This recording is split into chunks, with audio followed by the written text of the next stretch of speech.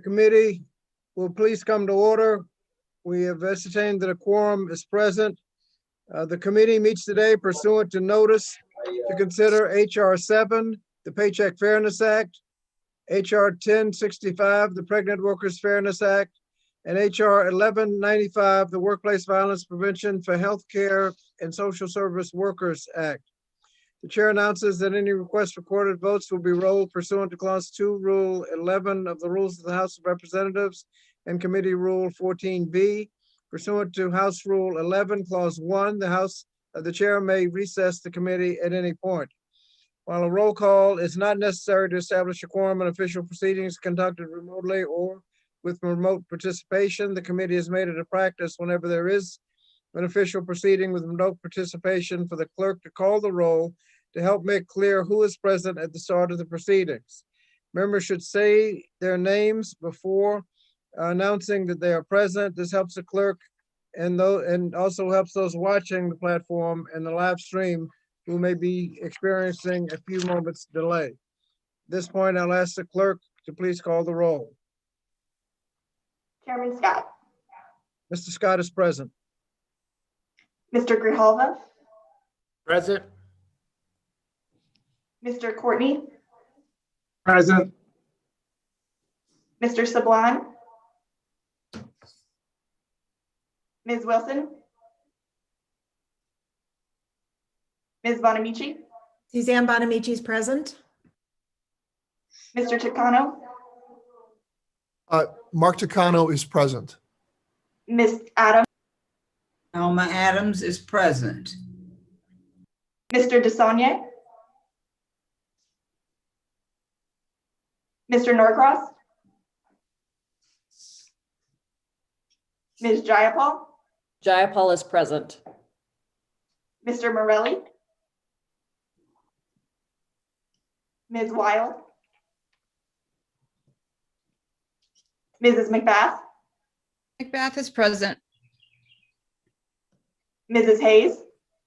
Ms. Hayes is present. Mr. Levin. Levin is present. Ms. Omar.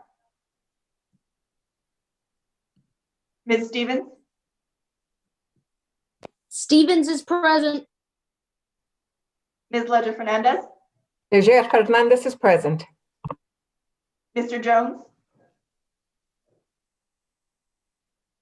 Ms. Manning.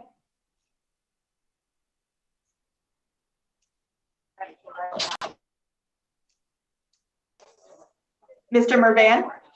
Mervan is present. Mr. Bowman. Mr. Bowman is present. Sorry.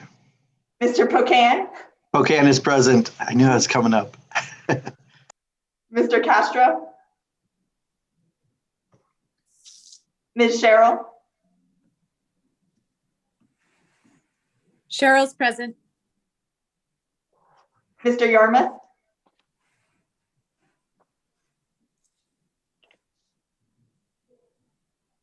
Mr. Espaillat.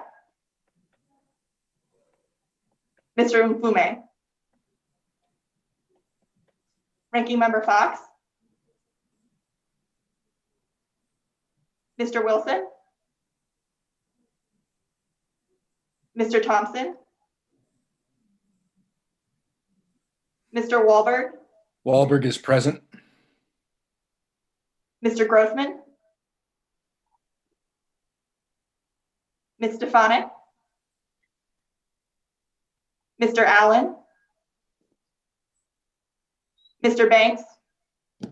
Jim Banks present. Mr. Comer.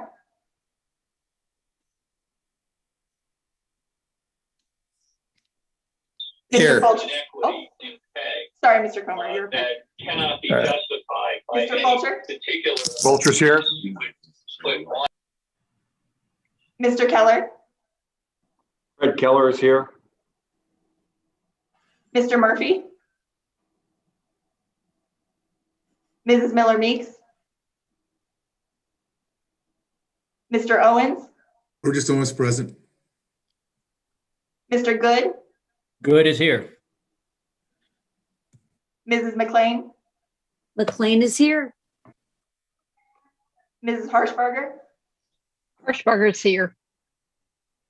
Mrs. Miller, Mary Miller, present. Mrs. Sparks, Sparks is present. Mr. Fitzgerald, Fitzgerald here. Mr. Cawthorn, Mrs. Steele. Chairman Scott, that concludes the roll call. If Still the- present. I'm If the sorry. clerk could call the roll for those that did not answer the first time, I think several people I see on screen that did not appear to answer. Mr. Sablon, Ms. Wilson, Mr. DeSonia, Mr. Norcross, Mr. Morelli, Ms. Wild, I'm on, I'm on mute. Ms. Omar, Mr. Jones, Thank you, Caleb, for your 12:30. I'm on it right now. Ms. Manning,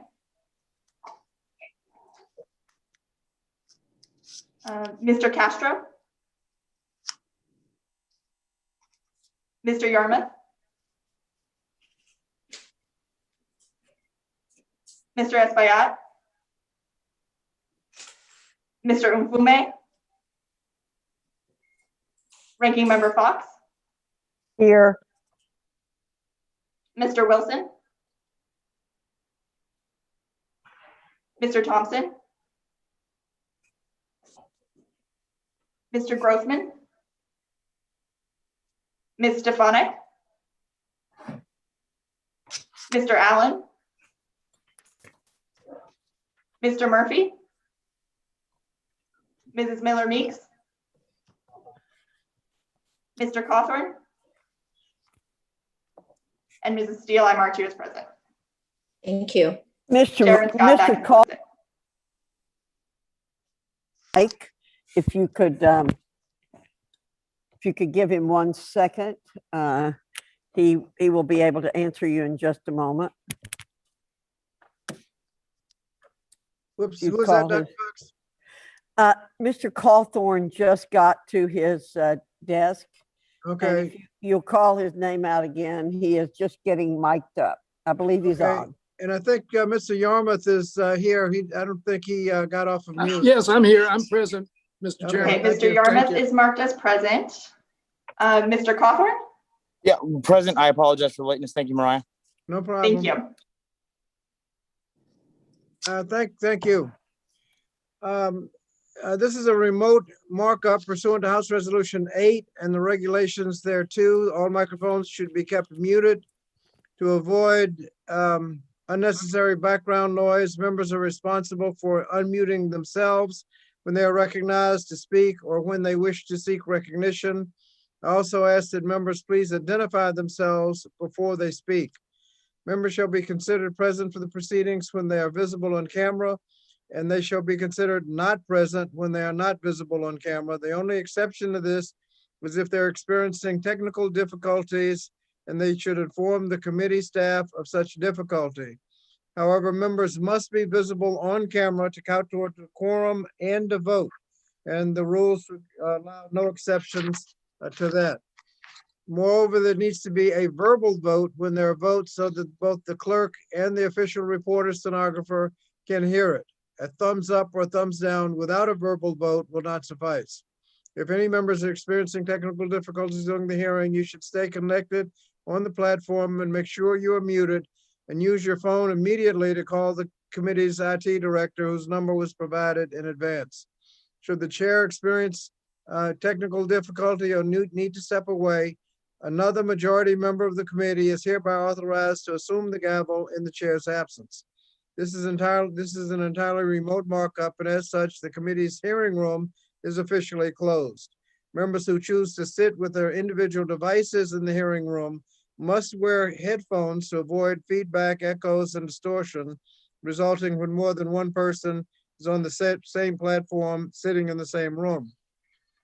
Members are also expected to adhere to social distancing and safe health guidelines including the use of masks, hand sanitizer, and wiping down the areas before and after their presence in the hearing room.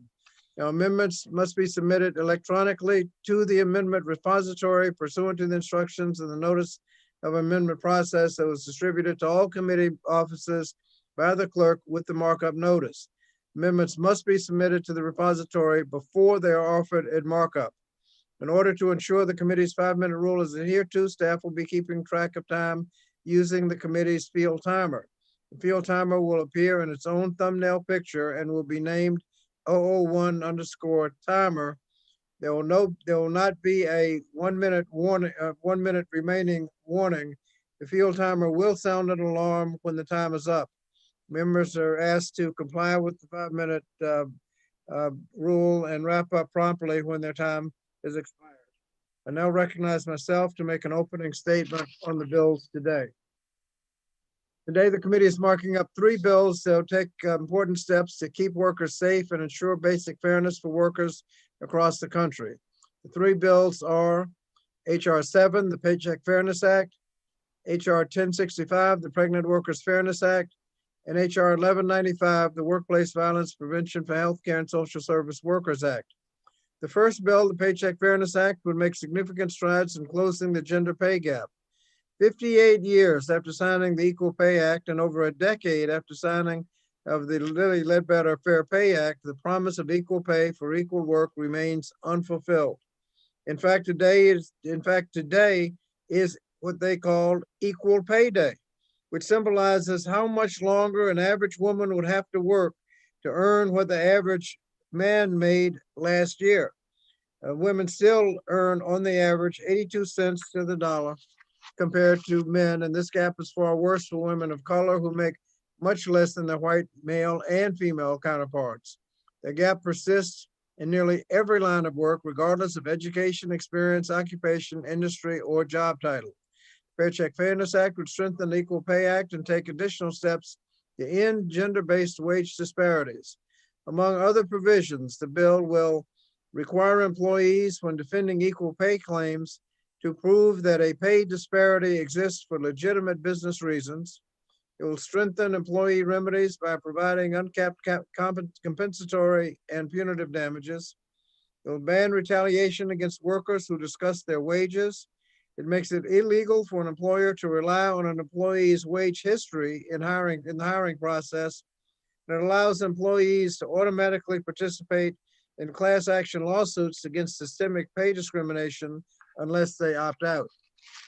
The second bill, the Pregnant Workers Fairness Act, would provide and guarantee basic workplace protections for pregnant workers.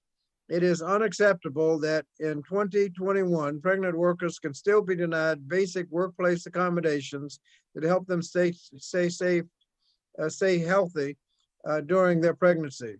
These accommodations, which can include water, seating, more frequent restroom breaks, or even temporary lifting restrictions, are not complex or costly. However, without the basic protections, too many pregnant workers are forced to choose between a healthy pregnancy and their paychecks. Now, our nation's workplaces have had several decades of experience providing reasonable accommodations under the Americans with Disabilities Act, so compliance should not be complicated. The Pregnant Workers Fairness Act clearly establishes a pregnant worker's right to reasonable accommodations and guarantees that pregnant workers can seek those accommodations without facing discrimination or retaliation. This bill passed the House with overwhelming bipartisan support last Congress, and I hope that we can work across the aisle again to pass the bill this year.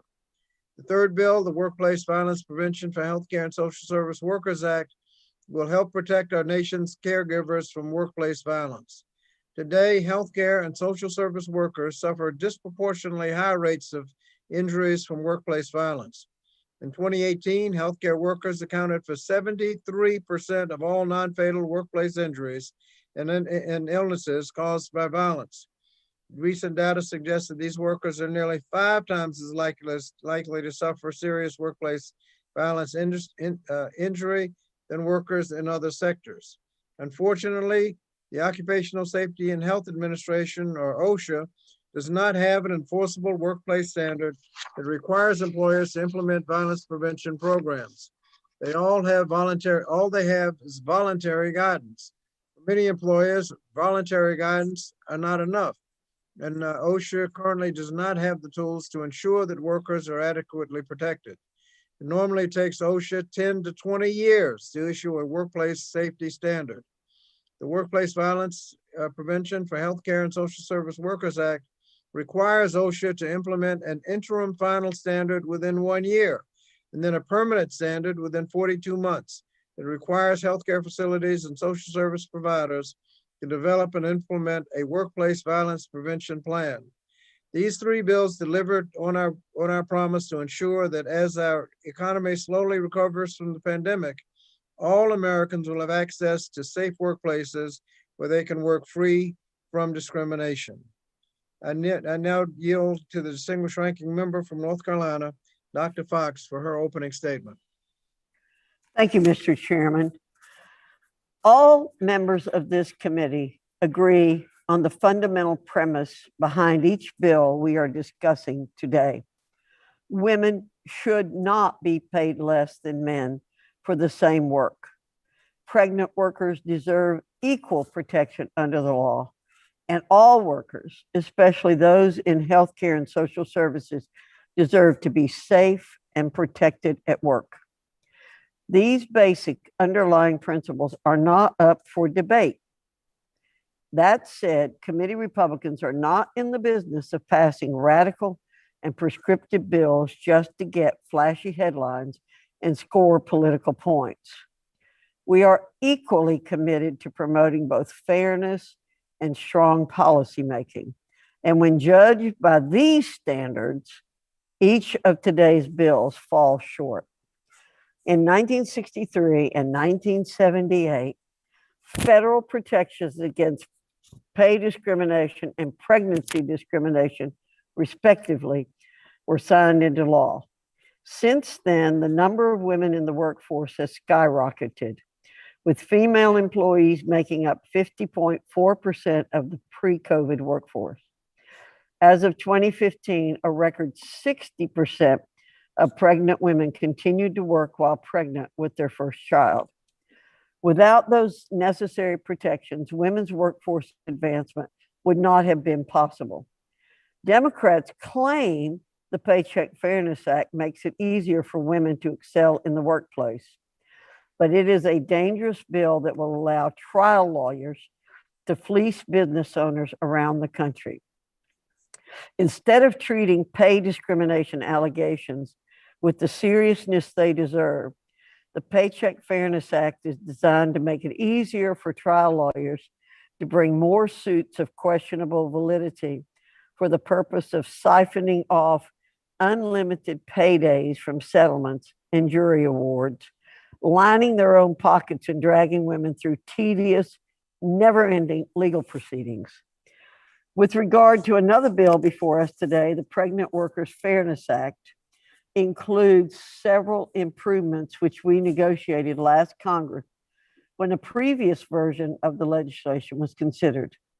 However, H.R. 1065 omits a current law protection for religious organizations, which could force religious employers to act against their deeply held beliefs. That is why I'll be offering a substitute amendment that will incorporate the full text of H.R. 1065 and ensure both pregnant workers and religious organizations retain the civil rights protections they deserve. We're also meeting today to discuss workplace violence in healthcare and social services workplaces. The Occupational Safety and Health Administration, OSHA, has recognized the hazards and risks that exist in these settings and is currently working to address this important issue through rulemaking. Addressing workplace violence in healthcare and social services settings is crucial, but forcing OSHA to issue a hasty regulation by allowing shortcuts in the proper regulatory process could have a devastating impact on the healthcare industry, which is currently responding to a once-in-a-century pandemic and is expected to be subject to new burdensome OSHA regulations, from the Biden administration on COVID-19 in the future. Rather than enforce a rushed and prescriptive standard that does not include appropriate public feedback or analysis, committee Republicans believe workers deserve a responsible, workable, and thorough solution to this serious issue. This solution can only be reached by allowing OSHA to issue a standard through the normal rulemaking process, which brings all experts and parties to the table. I will not criticize the intentions behind these bills, but good intentions do not necessarily breed good policymaking. I look forward to debating the Republican amendments that would be offered today, which offer meaningful improvements to the bills before us today. Thank you, Mr. Chairman. I yield back. Thank you. Without objection, all other members who wish to insert written opening statements into the record may do so by submitting them to the committee clerk electronically by the end of today. House rules require that a copy of the measures be made available to members and the public at least 24 hours in advance. This was done electronically. We will now proceed with the consideration of the bill H.R. 7, the Paycheck Fairness Act, for amendment. The bill was circulated and advanced electronically. The clerk will designate the bill. Mr. Chairman, I have H.R. 7 to amend the Fair Labor Standards Act of 1938 to provide more effective remedies to victims of discrimination in the payment of wages on the basis of sex and for other purposes. Thank you. And without objection, the first reading of the bill is dispensed with. Second reading without objection, the bill will be considered as read and open for amendment at any point, and any amendment offered shall be considered as read. Now recognize the gentlewoman from Oregon, Ms. Bonamici. Thank you, Mr. Chairman. I have an amendment in the nature of a substitute at the desk.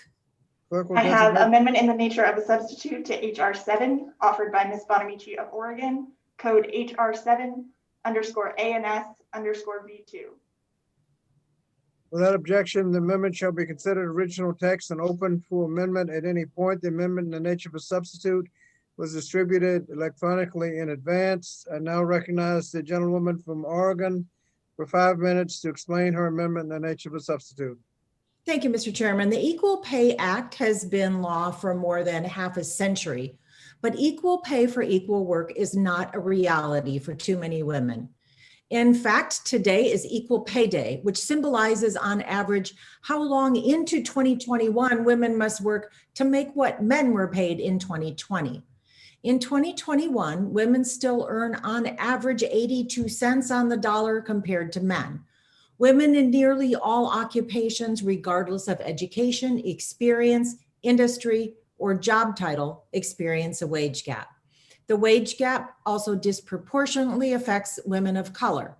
Black women earn an average of 63 cents on the dollar, Native women earn an average of 60 cents on the dollar, and Latina women earn an average of 55 cents on the dollar compared to white men. And the COVID-19 pandemic has only made these realities harsher. According to a recent report from the Center for American Progress, the pandemic has set women's workplace equality back by nearly a decade. Gender-based wage discrimination is an injustice to millions of working families, and closing the wage gap is an economic imperative.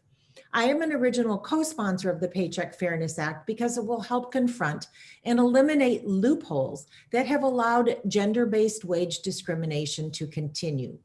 Last week, I was honored to chair a joint subcommittee hearing on workplace discrimination. We heard witnesses describe how insufficient enforcement and loopholes in the Equal Pay Act and Title VII of the Civil Rights Act result in barriers to detecting wage discrimination and holding discriminating employers accountable. For example, a lack of easily accessible data on hiring and wages has made it difficult to detect, let alone prevent, wage discrimination. The Paycheck Fairness Act includes a provision to require the Equal Employment Opportunity Commission and the Department of Labor to collect information from employers on compensation disaggregated by sex, race, and nationality to help detect pay discrimination. Furthermore, even when wage discrimination is discovered, Women still face significant barriers to fulfilling the heavy burden of proof for holding discriminating employers accountable. Workers are required to identify a specific employee of the opposite sex in a substantively equal position who is paid more in the same physical location. The Paycheck Fairness Act would shift the burden of proof and require employers to prove that a pay disparity exists for legitimate reasons. It will also protect workers who discuss their wages from retaliation, and it will prohibit employers from relying on the salary history of prospective employees during the interview and hiring process. Proposals to address pay inequities have been successfully implemented across the country. For example, in my home state of Oregon, the Oregon State Legislature passed a bipartisan bill to strengthen equal pay protections, prohibit employers from seeking salary history for job applicants, and expand support for workers who have been victims of wage discrimination. These are laudable achievements, but it's time for Congress to take a leadership role in addressing persistent wage discrimination nationwide. My amendment in the nature of a substitute updates the definition of sex in the Equal Pay Act to be consistent with the Supreme Court's ruling in Bostock by clarifying that sex includes sexual orientation and gender identity. It would strengthen the non-retaliation provisions by making sure that workers cannot be retaliated against for opposing unlawful pay discrimination and providing compensatory and punitive damages if they do face retaliation. It also clarifies that both the EEOC and OFCCP have joint enforcement authority over the Equal Pay Act, and it modernizes the OFCCP's pay data collection requirement. This amendment in the nature of a substitute also strikes the bill's findings section and clarifies that the EEOC and OFCCP will coordinate in the implementation of the National Pay Equity Award. By addressing the problematic loopholes in current law, empowering workers to better detect and combat wage discrimination, and creating mechanisms for better pay data transparency, we can restore the original intent of the Equal Pay Act and finally make equal pay for equal work a reality. I urge all of my colleagues to support this in the nature of a substitute, and I yield back the balance of my time. Thank you. Gentlelady's time has expired. Does anyone else seek recognition? Mr. Chairman. Ranking Member, Dr. Fox. Thank you, Mr. Chairman. I ask to be recognized for 5 minutes. Gentlelady is recognized for 5 minutes. Thank you. The Paycheck Fairness Act offers no new protections against pay discrimination. It's worth repeating. The Paycheck Fairness Act offers no new protections against pay discrimination. Committee Republicans have voiced legitimate concerns about the contents of this bill, all of which have been ignored by the majority. Simply put, this bill is for and about the well-being of trial lawyers, not working women. Pay discrimination is repugnant and already illegal. We must hold bad actors accountable. But this bill doesn't do that. Instead, what we have before us is just another bill rewarding Democrat special interests at the expense of workers and job creators. We have the most varied and complex workplaces in the world. Before the onslaught of COVID-19, women were earning merited paychecks in record numbers. I don't see how opening the gates to limitless, frivolous lawsuits is going to help anybody. The Paycheck Fairness Act will make it extraordinarily difficult, but not impossible, for employers to defend, if not impossible, for employers to defend against pay discrimination suits, even when pay differences are the result of legitimate factors like experience, education, and performance. It also puts at risk the Christmas bonus, which many employees rely on to give their families the holiday season they deserve. Limiting ways that employers can compensate hardworking employees, especially during a pandemic, harms both employers and employees as both try to navigate what increasingly amounts to government oversight of private, mutually agreed upon decisions. Pay discrimination cases are serious and deserve to be treated as such. We need to focus on policies that will create more opportunities for all workers, women included. This bill does not do that. We need to see this bill for what it is, a trial lawyer payday. No one, especially those women facing already illegal pay discrimination, stands to gain much, if anything, from this legislation. Should my Democrat colleagues wish to discuss additional policies which will foster the advancement of women in the workplace, we can discuss legislation that bolsters the gig economy, safely reopen our schools and businesses, and promotes career and technical education, to name a few. Freedom is difficult to legislate because it requires the federal government to relinquish some of its power. My Democrat colleagues would rather impose radical and unworkable policy under the guise of, quote, progress, end quote, rather than foster environments where individuals are empowered to make the decisions that are best for them. Mr. Chairman, I have worked very hard all my life to promote equality and fairness for women. I recognize unfairness when it happens, and I recognize policies that help women. This bill does not do that. Thank you. I yield back. Thank you. Does anyone else seek recognition? Let me see. Ms. Jayapal, Thank you, Mr. Chairman. I move to strike the last word. and ladies recognized for 5 minutes. Thank you, Mr. Chairman. We're here today to deliver transformative change and gender equity for millions of essential workers.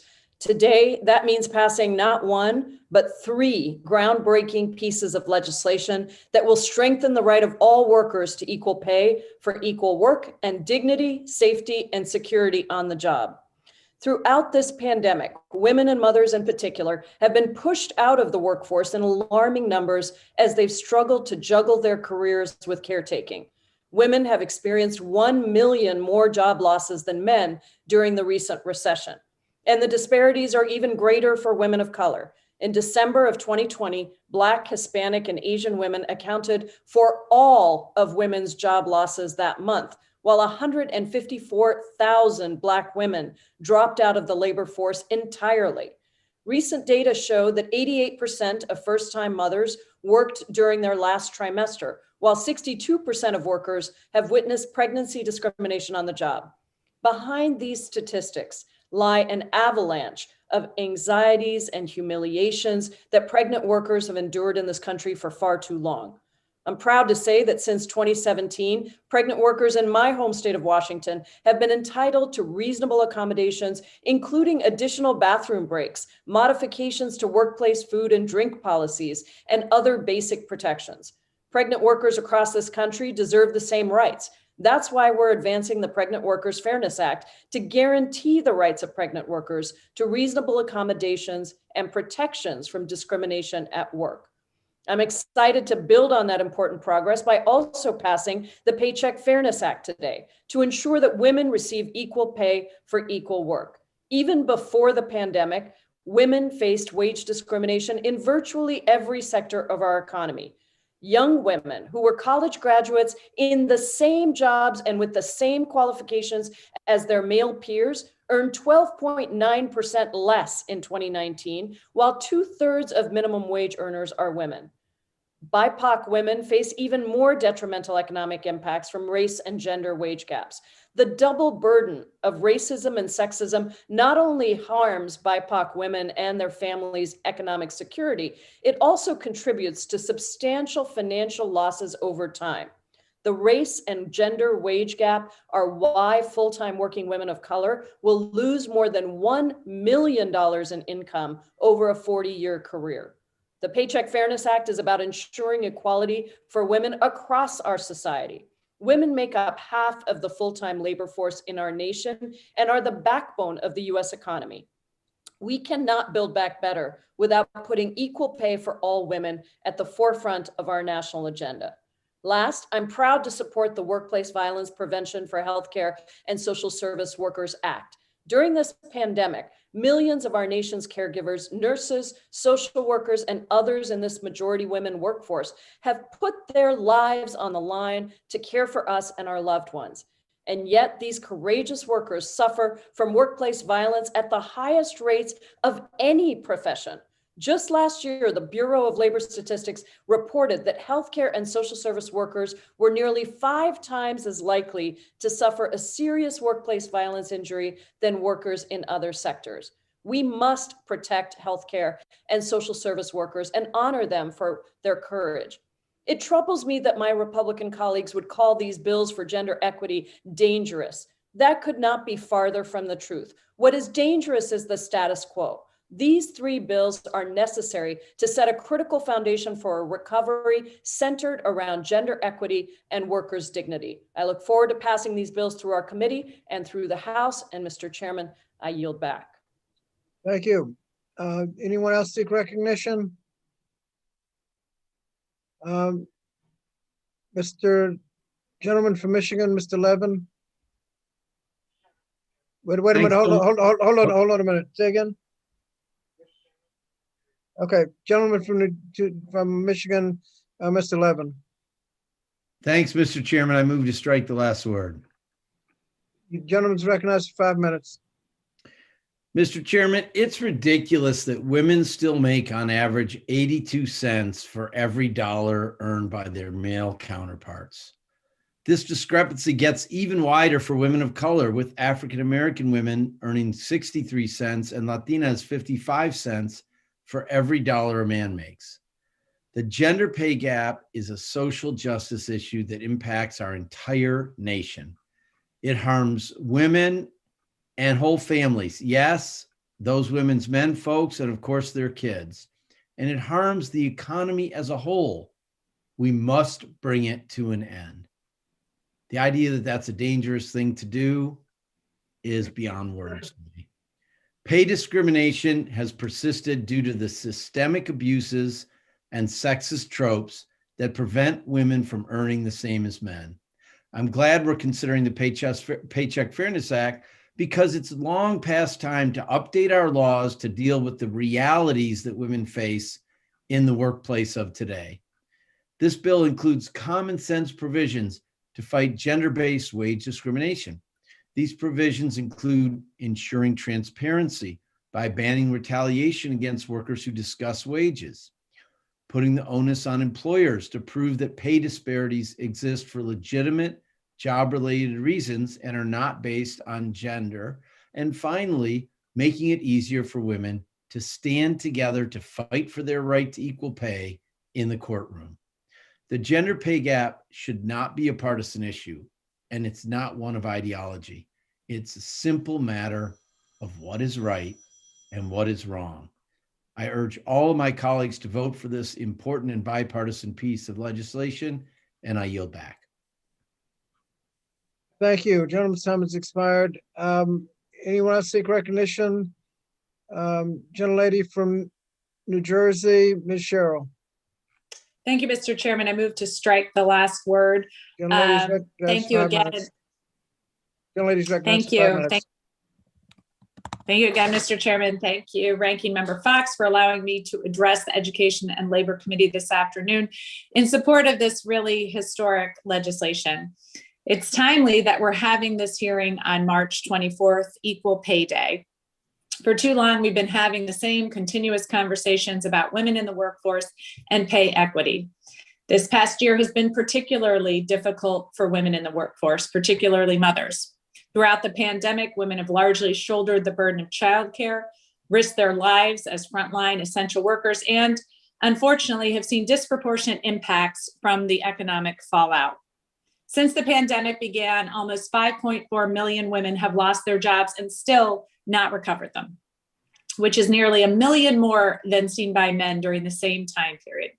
This is close to double the level of job loss seen during the worst month of the Great Recession, when women lost 2.8 million jobs.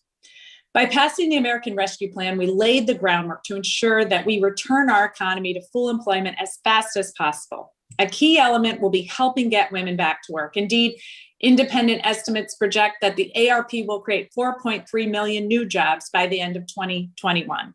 However, I fear that even if we are successful in supporting millions of women to re-enter the workforce, they'll still be dealing with the effects of long-standing disparities.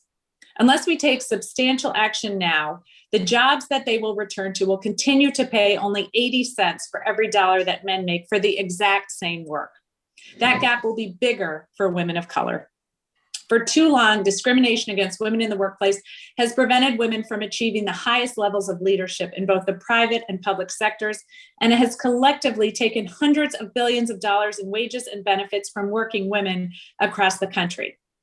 Based on median annual earnings, women in the 11th District of New Jersey who work full-time make on average around $20,000 less than men. Furthermore, of the 500 largest companies in the United States by revenue, only 33 have female CEOs, and even this was a large improvement compared to recent years. Congress recognized this reality when they passed the Equal Pay Act in 1963, but there is more work to do. The gender wage gap has shrunk since then from about 60% in 1980 to about 80% today. But is that really a success when such a large gap still exists and the gap for women of color remains even wider? The Paycheck Fairness Act will finally make true on the promises of the Equal Pay Act. By enhancing enforcement of that legislation, strengthening federal agency pay data collection, and prohibiting employers from relying on employee salary history, this bill has the ability to significantly reduce discrimination in the workplace. So I am so proud to be co-sponsoring and voting in favor of this legislation today. I encourage all of my colleagues on both sides of the aisle to do the same, and I yield back. Thank you, Mr. Chairman. Thank you. Does any other member wish to speak on the member nations with substitute? If not, Mr. Chairman? Alma Adams. Gentlelady from North Carolina, Dr. Adams. Thank you. I move to strike the last word, Mr. Ladies Chairman. recognized for 5 minutes. Colleagues, it's 2021, but women still are subjected to unequal, unfair compensation in the workplace. I continue to say that working hard is not enough if you don't make enough. So women don't make enough if they make less than men for the same work. Today, on average, women, as you've heard, earn 82 cents on the dollar compared to all men. This reality, this wage gap is even worse for women of color. You've heard it. Black women earn an average of 63 cents on the dollar, Native American women 60 cents, and Latino women 55. Now, the wage gap persists in nearly every line of work, regardless of education, regardless of experience, occupation, industry, or job title, and that is just not acceptable. For decades, from the North Carolina House to the US House, I've been fighting to close the gender wage gap. 58 years have passed since the Equal Pay Act was enacted, and it's been 10 years since President Obama signed into law the Lilly Ledbetter Fair Pay Act, yet the promise of equal pay for equal work remains unfulfilled. The Paycheck Fairness Act is an opportunity for Congress to strengthen the Equal Pay Act, bolster the rights of working women, and put an end to this gender-based wage disparity once and for all. This Paycheck Fairness Act would require employers to prove that pay disparity exists for legitimate reasons. It would ban retaliation against workers who discuss their wages. It would allow more workers to participate in the class action lawsuits against systemic pay discrimination. It would prohibit employers from relying on the salary history of prospective employees, and it would develop wage data collection systems and provide assistance to business to improve equal pay practices. This is a Pay Equity Fairness Day. And so the House passed this legislation with support of 7 Republicans in the 116th Congress. And so we look forward to passing it again this year and today. We cannot continue to rob nearly half of our nation's workforce of the wages they deserve, nor can we continue to force women to work for more just to be paid fairly. I yield back, Mr. Chairman. Thank you. Gentlelady's time has expired. Does any other member seek recognition? Mr. Chairman? Gentlelady from North Carolina, Ms. Manning. Thank you, Mr. Chairman. I move to strike the last word. Gentlelady's recognized for 5 minutes. I'm pleased to speak in favor of the Paycheck Fairness Act. Too often, women are disadvantaged in the workplace. This remains true despite the fact that women make up over 50% of the American workforce, or at least they did before the pandemic. I'm proud to co-sponsor the 3 bills we're marking up today because they will help ensure that women are treated fairly in the workplace. The Paycheck Fairness Act addresses gender-based discrimination and prohibits retaliation against workers who discuss their wages. It's fitting that we're marking up this piece of legislation on Equal Pay Day, the date that signifies the additional time required for a woman to earn the same amount as a white male colleague earned last year. The existence of Equal Pay Day, a full 3 months into the new year, illustrates the need for the Paycheck Fairness Act. We must do more to ensure that women earn fair pay for fair work. I'm also pleased to speak in favor of the Pregnant Workers Fairness Act. This act prohibits discrimination against pregnant workers by requiring employers to make reasonable accommodations for pregnant workers or those affected by childbirth. This bill builds on the Pregnancy Discrimination Act of 1978 to ensure that discrimination is not only prohibited in the hiring of employees, but also in how employees are treated in the workplace. This important legislation is critical to ensuring that female employees are able to raise their families and excel at work. This issue is something I have personally experienced. I worked through all 3 of my pregnancies. However, I experienced dangerous premature labor during my 3rd pregnancy and was required to go on bed rest to avoid premature delivery and risk the life of my child. I was fortunate to have an employer who was willing to accommodate my medical needs. Thanks to the accommodations made by my employer, I was able to deliver a healthy baby. My career was not interrupted, and I was able to provide value to my employer when I was able to get back to work safely. The goal of this bill is to ensure that all pregnant workers have the right to the same accommodations I was able to enjoy, to deliver healthy babies while maintaining their jobs. Finally, I'm pleased to speak in favor of the Workforce Violence Prevention for Healthcare and Social Service Workforce Act. This bill requires employers in the healthcare and social services industries to develop and implement workplace violence prevention plans to protect nurses, physicians, social workers, emergency responders, and others. This bill helps to ensure that employees are safe at work. I'm pleased to support all 3 of these bills. They address important needs of fairness, discrimination, and safety. They will allow us to have a stronger and more productive workforce. And I yield back. Thank you. Does anyone else seek recognition? Gentleman from California, Mr. Chicano.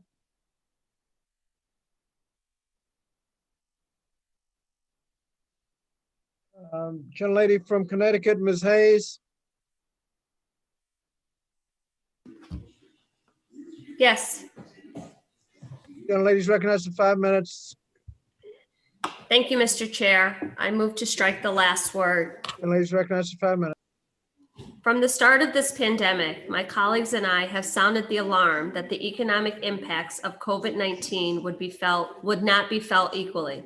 This is especially true of women's economic experiences throughout the past year. Connecticut women have been disproportionately impacted by our national economic turmoil. 48% of our female workers work in industries deemed essential.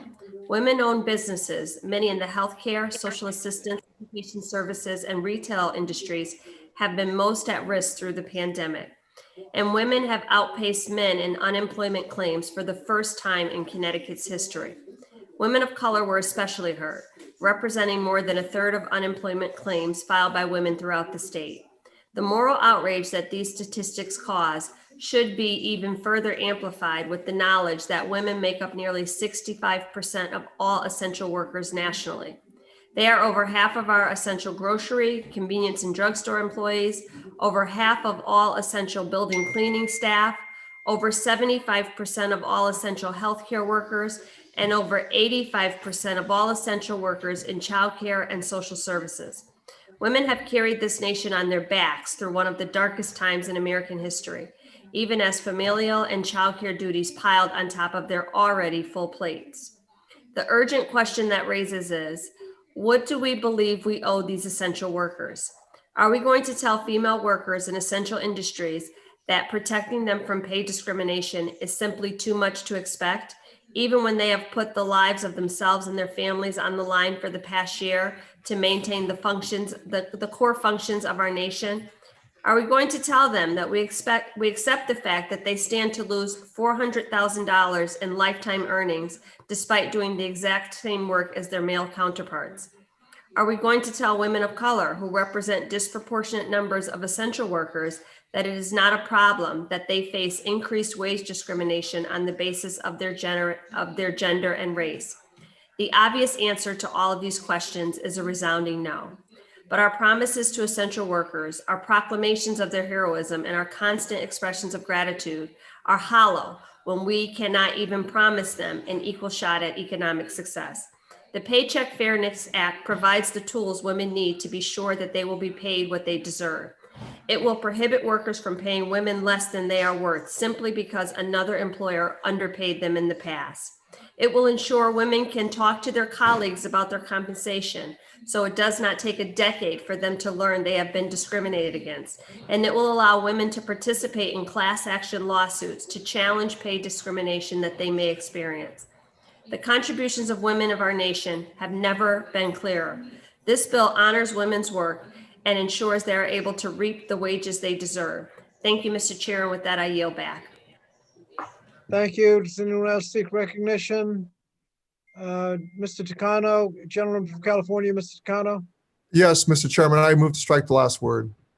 Gentleman's recognized for 5 minutes. Thank you. Mr. Chairman, I'm proud to co-sponsor this legislation, which is a critical step in ending gender-based wage discrimination and lifting women and families out of poverty. It is also very telling this important legislation has been co-sponsored by every single Democrat in the House of Representatives. Women still make only 82 cents on average for every dollar earned by her male counterpart. That gap is a persistent reality for women in the workplace, particularly women of color. Compared to white men, Native, Hawaiian, and Pacific Islander women are paid 63 cents for every dollar. The disparities for women of color are alarming. If women were paid the same as men, the poverty rate for all working women would be cut in half, and the poverty rate for working single mothers would be cut by nearly half. On this equal pay day, it is imperative that we highlight the contributions women make day in and day out. Despite decades of the Equal Pay Act being enacted, it could not be more apparent that incentives alone will not suffice to compensate women equal pay for equal work. There are many critical provisions in this legislation, but I'm pleased that the bill includes a ban on retaliation against workers who discuss their wages. And yes, women do need their day in court. They do need recourse to have the law enforced. They do need legal remedies, and that means their day in court. Mr. Chairman, I yield back. Thank you. Gentleman's time has expired. Does anyone else seek recognition? Gentlelady from Pennsylvania, Ms. Wild. Thank you, Mr. Chairman. I move to strike the last word. Gentlelady's recognized for 5 minutes. Thank you. I appreciate the opportunity we have here today on Equal Pay Day to send a strong message to America's women that equal work deserves equal pay. It's that simple, and we won't accept anything else. I am proud to co-sponsor the Paycheck Fairness Act and to have supported this bill on the House floor last Congress in a bipartisan vote. Casting that vote, I thought of my mother, who worked an entire career at a time when that was rare for a woman and who was a lifelong union member. I picketed with her on the picket line at one time, and she taught me that justice only comes when working people band together and demand it. And in casting my vote last year, I also thought of my daughter, who is at the very beginning of her career, and the future of opportunity and equality that I want her to experience. But we know that women face challenges in their workplaces to achieving a fair paycheck, and we face headwinds in closing the overall pay gap in our economy. Last September, the Census Bureau released data that show our country has made no progress in 2018 or 2019 in closing the overall wage gap. Full-time working women still earn just 82 cents for every dollar a man makes. That number is even lower for women of color. 63 cents on the dollar for Black women, 60 cents for Native women, and 55 cents for Latino women in 2019. The wage gap hits working mothers hard as well. The National Women's Law Center published a report in May 2020 that found that mothers working full-time earned 70 cents on the dollar that fathers earned. Each and every woman deserves a fair paycheck. But more than that, when we restrict the potential and opportunity of women, we restrict the potential of our communities and our economy. Our work towards a stronger economy and a fairer society starts today by approving this bill to ensure that women have the dignity and justice of equal pay for equal work. I urge my colleagues to join me in this fight. And with that, Mr. Chairman, I yield back.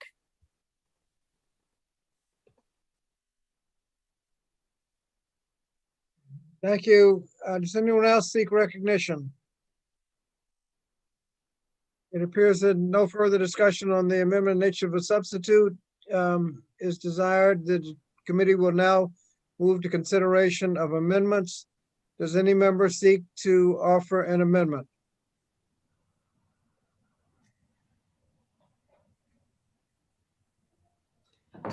Gentlelady from New York, Ms. Stefanik. Mr. Chairman, I have an amendment at the desk. The clerk will report the amendment. I have amendment to the amendment in the nature of a substitute to HR 7 offered by Ms. Stefanik of New York, code STEFNY_111. Thank you. The gentlelady is recognized for 5 minutes to speak on behalf of her amendment. Thank you, Mr. Chairman. Prior to the COVID-19 pandemic, there were over 77 million women in the workforce, the most in our nation's history. Of the 2 million jobs created in 2019, 53% went to women. And as we know, women are graduating from college at a higher rate and are increasingly their family's primary breadwinner.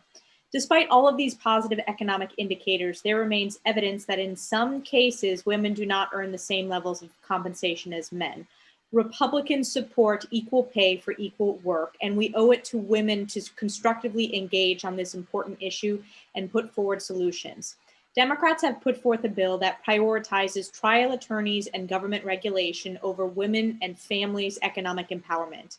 The Democratic bill would require data disclosure to the EEOC that collects compensation data broken down by the sex, race, and national origin of employees, while for the first time also tracking the hiring, termination, and promotion data of those employees. These intrusions into the operations of private business would add compliance costs exceeding $700 million per year. On top of these onerous new requirements, HR 7 is a giveaway for trial lawyers. By changing class action lawsuit formation from opt-in to opt-out, America's businesses will need to prepare for an onslaught of frivolous lawsuits, which now will be open to unlimited compensatory and punitive damages. The bill establishes an impossibly high burden of proof for employers defending the legitimacy of pay differentials between employees. And we need to recognize that in today's modern economy, 40% of small businesses are run by women. This bill would make it harder for these women small business owners. This issue is too important to leave to partisan political solutions. My amendment, the Wage Equity Act, offers a stark contrast to the approach laid out by HR 7. We looked to innovation in the states to find bipartisan policies that are supported by both Republicans and Democrats, signed into law by Republican governors. Proof that equal pay for equal work is not a partisan issue and that Republicans are leading the way on women's economic empowerment. The Wage Equity Act is reflective of the modern workforce and supports the empowerment of women in today's economy. America's businesses, in particular our small businesses, which are the backbone of our economy, seek to do right by their employees. In recognition of this, the Wage Equity Act creates a self-audit system for voluntary pay analysis by businesses. Under our proposal, a business could and should undergo a pay analysis to proactively rectify any pay disparity should it exist. By creating an environment of consistent self-audit, we can further empower businesses to do what they already seek to do, doing right not only by their employees, but by the law. I believe that an individual should be able to negotiate employment based upon their qualifications and merits for the position. And I also believe that the victim of wage discrimination at any point in their career should not have to have this discrimination follow them to their next job and the next job after that and compound through the rest of their career. That's why my amendment protects the employee's right to not disclose their salary history during the job interview process unless they wish to voluntarily disclose it. We must acknowledge the compounding impact of wage discrimination on a person's career and be willing to discuss ideas to free employees from this burden. At the same time, we cannot erode the necessary negotiation that takes place in a job interview or ignore the role wage figures can play in the advancement of an individual through their career. So the Wage Equity Act protects the ability for an employee and their prospective employer to have a wage expectation conversation, an important part of any negotiation. My amendment protects employee ability to discuss compensation with their colleagues while giving employers the ability to set reasonable limitations on the time, location, and manner of this activity to prevent employees from harassment.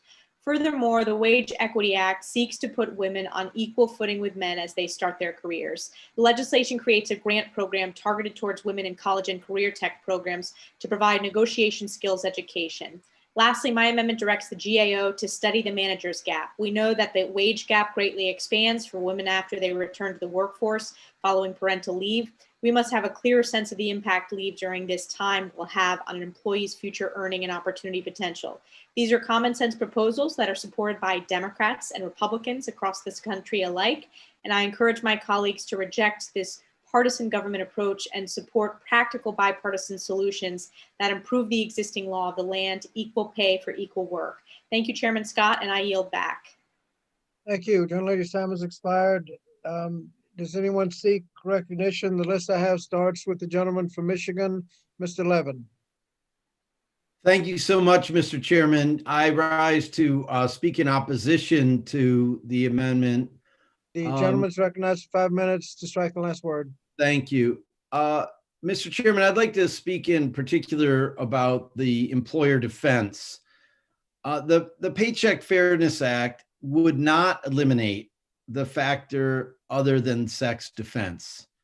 It just makes it clear what the deal is. The Paycheck Fairness Act clarifies that any factor other than sex that an employer defense uses must be a bona fide job-related factor and that it's required by business necessity. That's all. It's common sense. Under the Paycheck Fairness Act, the employer's pay practices will be scrutinized as they are under Title VII to determine whether they actually serve a legitimate business purpose. The any factor other than sex employer defense should not be a catch-all to effectively allow employers to discriminate at will. And the point is simply that it should be based on an actual bona fide business factor like education or training or level of experience. Requiring an employer to show that a job is consistent with business necessity applies a term that's already specifically defined in civil rights law and thus provides workers and employers with a clear and known legal standard for assessing pay disparities. The problem we face, Mr. Chairman, is that courts have interpreted the any factor other than sex criteria in ways that create not only a lack of clarity regarding employers' obligation and workers' rights, but rank unfairness. Many courts have found that any factor other than sex employer defense doesn't even have to be business related or related to the particular position in question. Let me give you an example. A male worker's stronger salary negotiation skills or higher previous salary has been accepted by courts as legitimate employer defenses for pay disparity, even if those factors themselves may be based on sex and involve rank sexism, in fact. Courts have even accepted employers' arguments to pay a male employee a higher salary to prevent him from leaving or to recruit him, or the old saw, to support his family, as if women don't have families to support. This type of stereotyping is backwards and it undermines women's fight for equality. Finally, the Paycheck Fairness Act would not allow employees to determine their employer's business purpose. The Paycheck Fairness Act requires employees to demonstrate that there are alternatives to meet the employer's business needs. And it wouldn't require employers to adopt irrational or cost prohibitive pay practices. Under Title VII, courts have made clear that a cost prohibitive employment practice would not be an equally effective alternative. So bottom line, Mr. Chairman, we've got to tighten up the any factor other than sex criteria. This amendment doesn't do that. It takes that out of the bill, and therefore we need to reject it. Thank you. I yield back. Thank you. Does anyone on the minority side seek recognition? If not, the next on my list is the gentlelady from Michigan, Ms. Stevens. Thank you, Mr. Chair. I'd like to strike the last word on this amendment. Recognize 5 minutes to strike the last word. I'm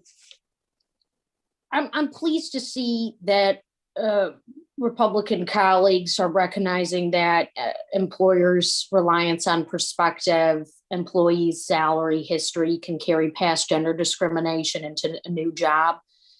Well, unfortunately, what we're getting with this amendment, it still allows employers to impose harmful restrictions on potential employees or on employees, particularly based on gender. So relying or even opening up the window to rely on a job applicant's salary history in the hiring and pay setting process assumes that prior salaries are an accurate measure of an applicant's experience and achievements and not the product of discrimination, bias, or other factors. It also doesn't take into account that people might be switching careers. They might be working a different job. We know that women, as it is well articulated in this legislation that we're voting on here today, we know that women tend to earn less based on the professions that they go into at an overwhelming rate. So if you are switching professions and they are relying on the salary from that previous job, that could also be detrimental. I know I have seen this very close up in my career, much to my outrage and dismay. And if we're going to be successful with the Paycheck Fairness Act, we need to be really clear about pay history and reliance on salary history. So even when it's voluntarily disclosed, to select job applicants and to set new hires' pay based on previous salary history will tend to perpetuate this gender and race-based disparity in the workforce. And look, the Harvard Business Review, it found a significant percentage of employers who conduct pay equity audits found that relying on that salary history is a key driver of gender pay gaps. So we got to end this once and for all, which is why I am submitting this rebuttal and certainly taking a look at not only salaries, but bonuses, commissions, these other pay things that go into place. The reliance on worker salary history just has a disproportionate and negative effect. So let's do this right. Let's pass the Paycheck Fairness Act. And I urge all my colleagues to oppose the amendment. And Mr. Chair, I'm going to yield back the remainder of my time. Thank you. Thank you. Gentlelady's time has expired. Does anyone on the minority side seek recognition? If not, the next on my list is the gentlelady from Connecticut, Ms. Hayes. Thank you, Mr. Chair. I speak in opposition to Congresswoman Stefanik's amendment in the nature of the substitute. The minority's amendment is unclear at best regarding worker protections from discrimination on the basis of salary history and detrimental at worst. While the Paycheck Fairness Act clearly states that an employer can only utilize an employee's salary history in wage determination if it is voluntarily disclosed after an offer is made, The minorities amendment removes all protections if an employee voluntarily discloses their salary at any point in the hiring process. We know this will hurt workers. When an employer places heavy weight on the salary history of an employee when determining the rate for a new position, they are essentially saying that if you were undervalued before, you're going to be undervalued again. Unsurprisingly, this has a disproportionately negative impact on women and people of color, who are typically paid lower wages than white non-Hispanic males. According to a recent study by Harvard Business Review, a significant percentage of employees who conduct pay equity audits found that relying on applicants' salary history is a key driver for gender pay gaps within their companies. The practice impacts not only salaries, but bonuses, commissions, and any other subsequent payments based on that initial salary or wage rate. The amendment in the nature of a substitute will provide a loophole for employers to carry on previous discrimination throughout workers' careers. I urge my colleagues to oppose this amendment. And with that, Mr. Chair, I yield back. Thank you. Gentlelady's time has expired. Does anyone else seek recognition? Next on my list is the gentlelady from New Jersey, Ms. Cheryl.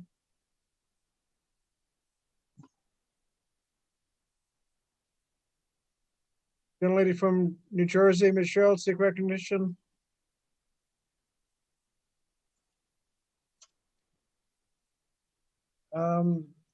Gentleman from New York, Mr. Morelli. Thank you, Mr. Chair. I move to strike the last word and speak in opposition to the amendment. I wanted to particularly focus on one of the provisions of the measure and the amendment, and that relates to the self-evaluation safe harbor, which essentially provides that an employer who conducts a compensation self-evaluation audit, and if such audit reveals illegal differentials in pay, they can take reasonable steps to address these differentials and then could avoid liability for liquidated, compensatory, or punitive damages, and would be only liable for the back pay of an employee who is not paid correctly.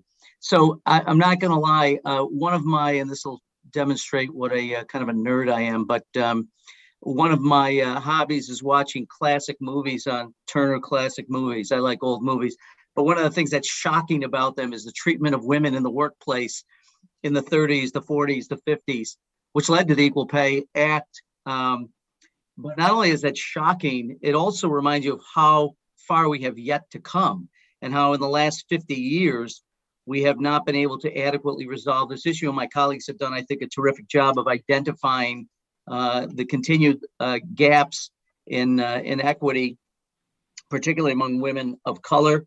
And that's why we're here today. That's why I'm a proud co-sponsor of this, as well as my Democratic colleagues.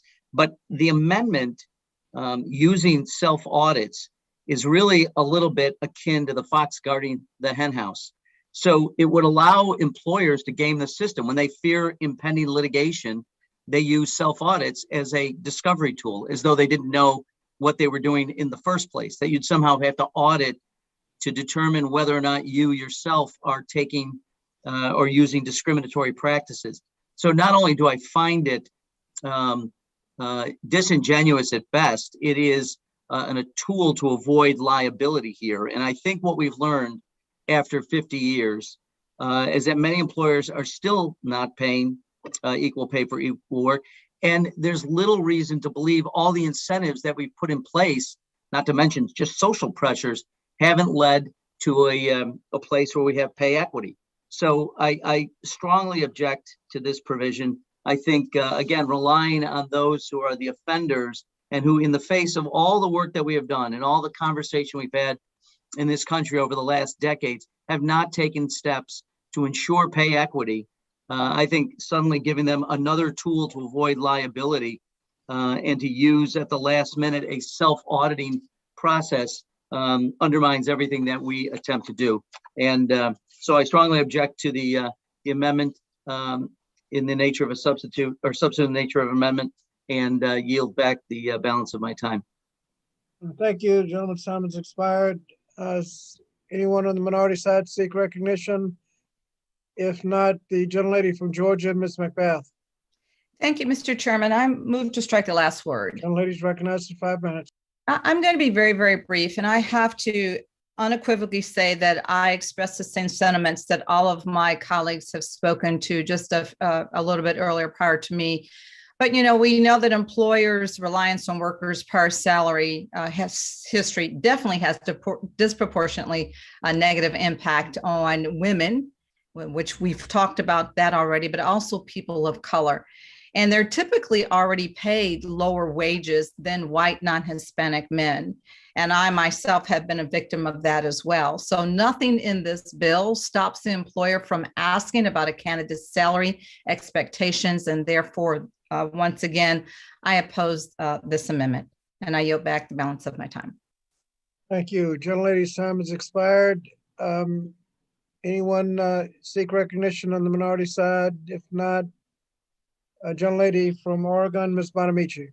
Thank you, Mr. Chairman. I move to strike the last word and speak in opposition to the amendment. Gentlelady's recognized for 5. Thank you, Mr. Chairman. And I'm concerned about the amendment overall for the reasons stated by my Democratic colleagues. But I want to follow up particularly on Mr. Morelli's comments and address concerns about the self-audit provisions, although I'm doing mine without a movie analogy, I'm sorry.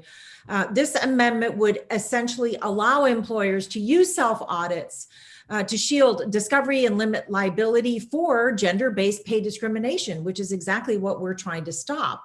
This amendment would permit employers to delay taking remedial action and also avoid having their discriminatory practices be discoverable or admissible if there is a legal action. And that's true even if the self-audit finds yet does not actually address gender-based pay discrimination. I want to note that the Paycheck Fairness Act does acknowledge the value of recognizing employers who do not discriminate as part of a comprehensive strategy by establishing a national award for pay equity in the workplace. And that's designed to help encourage employers to proactively comply with the Equal Pay Act. So I urge my colleagues to oppose this amendment, and I yield back the balance of my time. Gentlelady's time has expired. Does anyone else seek recognition? Did the gentlelady from New Jersey seek recognition on the amendment? Not sure she's, well, anyone else seek recognition? If not, the question is on the amendment. All who favor the amendment will say aye. Aye. No, sorry. Aye. Aye. Aye. Aye. No. all opposed will say no. No. Noes appear to have it. The noes appear to have it. Mr. Chairman, I request a recorded vote. Recorded vote is requested. And that vote would be rolled. Are there other amendments to the bill?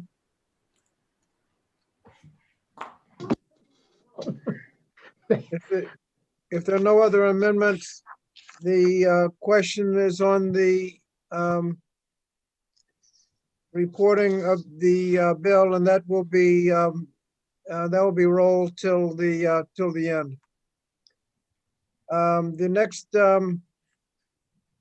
order of business will be H.R. 1065. The first reading of the bill. The clerk will report the bill. Mr. Chairman, I have H.R. 1065 to eliminate discrimination and promote women's health and economic security by ensuring reasonable workplace accommodations for workers whose ability to perform the functions of a job are limited by pregnancy, childbirth, or a related medical condition. Without objection, the first reading of the bill is dispensed with. And the second reading, without objection, the bill will be considered as read and open for amendment at any point. Any amendment shall be considered as read. Now recognize myself to offer an amendment in the nature of a substitute, which is at the desk, and the clerk will designate the amendment in the nature of a substitute. Mr. Chairman, I have amendment in the nature of a substitute to H.R. 1065 offered by Mr. Scott of Virginia, code SCOTVA_022. Without objection, the amendment shall be considered original text and open to amendment at any point. The amendment in nature of a substitute was distributed electronically in advance. And so I now recognize myself for 5 minutes to explain the amendment in the nature of a substitute. The amendment in nature of a substitute makes small grammatical changes to the bill. I want to reiterate that securing pregnant workers' clear-cut right to reasonable workplace accommodations is a long overdue consideration. These accommodations, such as water and seating, are not complex or costly. For decades, we have provided workers with reasonable accommodations, including workers with disabilities. But without these protections, too many pregnant workers are forced to choose between a healthy pregnancy and their paychecks. At the end of the day, the Pregnant Workers Fairness Act is about ensuring that all pregnant workers across the country can stay safe while on the job. This bill has widespread bipartisan support, and I look forward to passing in the House again this Congress, and urge my colleagues to support the amendment in nature substitute and yield back the balance of my time. Are there others that wish to speak to the amendment in nature of a substitute? The Chairman. Gentleman from Idaho, Mr. Fulcher. Thank you, Mr. Chairman. First of all, thank you for that. And committee Republicans have long been committed to policies that empower all Americans to achieve success. Discrimination of any kind should not be tolerated. No one should ever be denied an opportunity because of an unlawful discrimination. My fellow Republicans and I support protections in federal law for pregnant workers, and we believe all employers should provide reasonable accommodations, especially since future generations will need to pay for the legislation we passed in the last 90 days. We appreciate the bipartisan negotiations that took place during the last Congress to get this bill to where it is today. It's just one example of how effective this committee can be when we work in a bipartisan manner, collaborating and negotiating in good faith. I'm pleased to see that the changes we negotiated last Congress were incorporated in the legislative text for this Congress. When the bill was introduced last Congress, it did not require a pregnant worker, in order to be eligible for an accommodation, to be able to perform the essential functions of the job with a reasonable accommodation. This is a sensible provision, now included in the bill. A definition of known limitations related to pregnancy, childbirth, or related medical conditions was also initially excluded. The bill now includes such a definition, including a requirement that employees communicate the known limitation to the employer. This provision will help workers and their employers understand their rights and responsibilities. Additionally, the bill as introduced last Congress appeared to allow employees a unilateral veto over offered accommodations. However, the bill now clarifies that reasonable accommodations will typically be determined through a balanced and interactive dialogue between workers and employers. It also did not include a limitation on applicability to employers with 15 or more employees, as in the case of Title VII of the Civil Rights Act and Title I of the Americans with Disabilities Act. But it now includes the 15 employee threshold. Finally, the bill now includes a provision that if an employer makes a good faith effort to determine a reasonable accommodation through the interactive process with the employee, the employer is not liable for damages. Unfortunately, while successful bipartisan negotiations from the 116th Congress have improved the bill, one major issue remains. The legislation we will consider could result in religious organizations being denied protections they receive under the law. There's a longstanding provision from the Civil Rights Act that protects religious organizations from being forced to make employment decisions that conflict with their faith. As you know, the First Amendment guarantees all Americans a freedom of religion. And for more than 240 years, Supreme Court decisions and laws written by Congress have maintained strong protections for religious liberty. Excluding such a provision in this bill would lead to confusion and potentially a constitutional challenge. We should be mindful to protect religious liberty and to maintain this kind of protection like those found in other similar laws. Fortunately, Ranking Member Fox will offer an amendment to address this critical inadequacy in an otherwise commendable bill. I ask my committee Democrat colleagues to continue down the path of bipartisanship and collaboration on this legislation and support Representative Fox's common sense amendment. Thank you, Mr. Chairman. I'll yield back. Thank you. Does anyone else seek recognition on the amendment? The first I have is gentlelady from Georgia, Ms. McBath. Thank you, Mr. Chairman. I move to strike the last word. Young ladies recognized for 5 minutes. Thank you.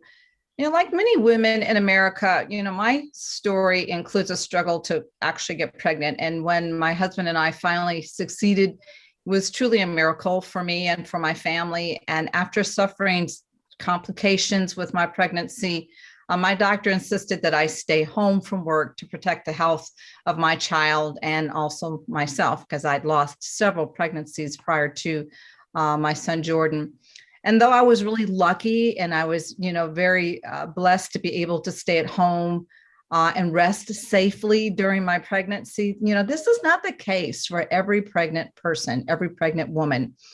There's a woman in my district, Christina. She's a nurse in Georgia, and she requested that due to her pregnancy that she receive additional help lifting patients while she was on the unit, on the floor, and that she also be allowed to use an N95 mask when she was interacting with COVID-19 patients, and also that she be allowed to transfer to another department for the health and safety of her unborn child.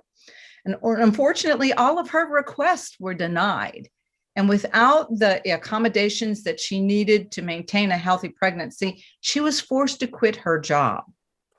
And so it's so vitally important that mothers like Christina receive the quality health care that they deserve during their pregnancy without the risk of discrimination.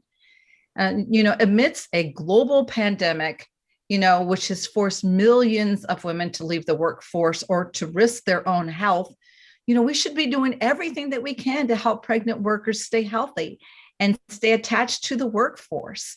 And we have the opportunity, you know, as Republicans and Democrats right now to come together and to pass this bill, which passed with overwhelming bipartisan support in the 116th Congress, to ensure that pregnant women can stay healthy on the job.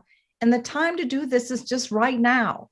And I'm proud, very, very proud to have been a co-lead of H.R. 1065, which is the Pregnant Workers Fairness Act. And I stand in support of the Democratic A&S today, which will truly help to protect women and their families, women like Christina, because no mother should ever have to choose between the health of herself, themselves, and their child, or a paycheck. And I'm really urging my colleagues to support the Democratic A&S and the underlying bill. The time has come, and I yield back the balance of my time. Thank you. The gentlelady's time has expired. Does anyone else seek recognition on the amendment nature for substitute? The next I have on my side is gentlelady from North Carolina, Ms. Adams. Thank you, Mr. Chair. I move to strike the last word. Gentlelady's recognized. Thank you, Mr. Chairman. You know, as a mother, as a grandmother, I know pregnancies naturally come with a whole host of concerns and worries. As the co-founder and co-chair of the Black Maternal Health Caucus, I also know that women of color confront additional pregnancy stressors as a result of structural and systemic racism. However, what pregnancy should never come with are fears about not having access to reasonable workplace accommodations or fears of being denied employment opportunities due to pregnancy limitations. I'm glad that my colleagues on both sides of the aisle recognize this, because this bill passed the House in an overwhelmingly bipartisan manner last Congress. And so I hope that my Republican colleagues don't needlessly include poison pills today on this bill.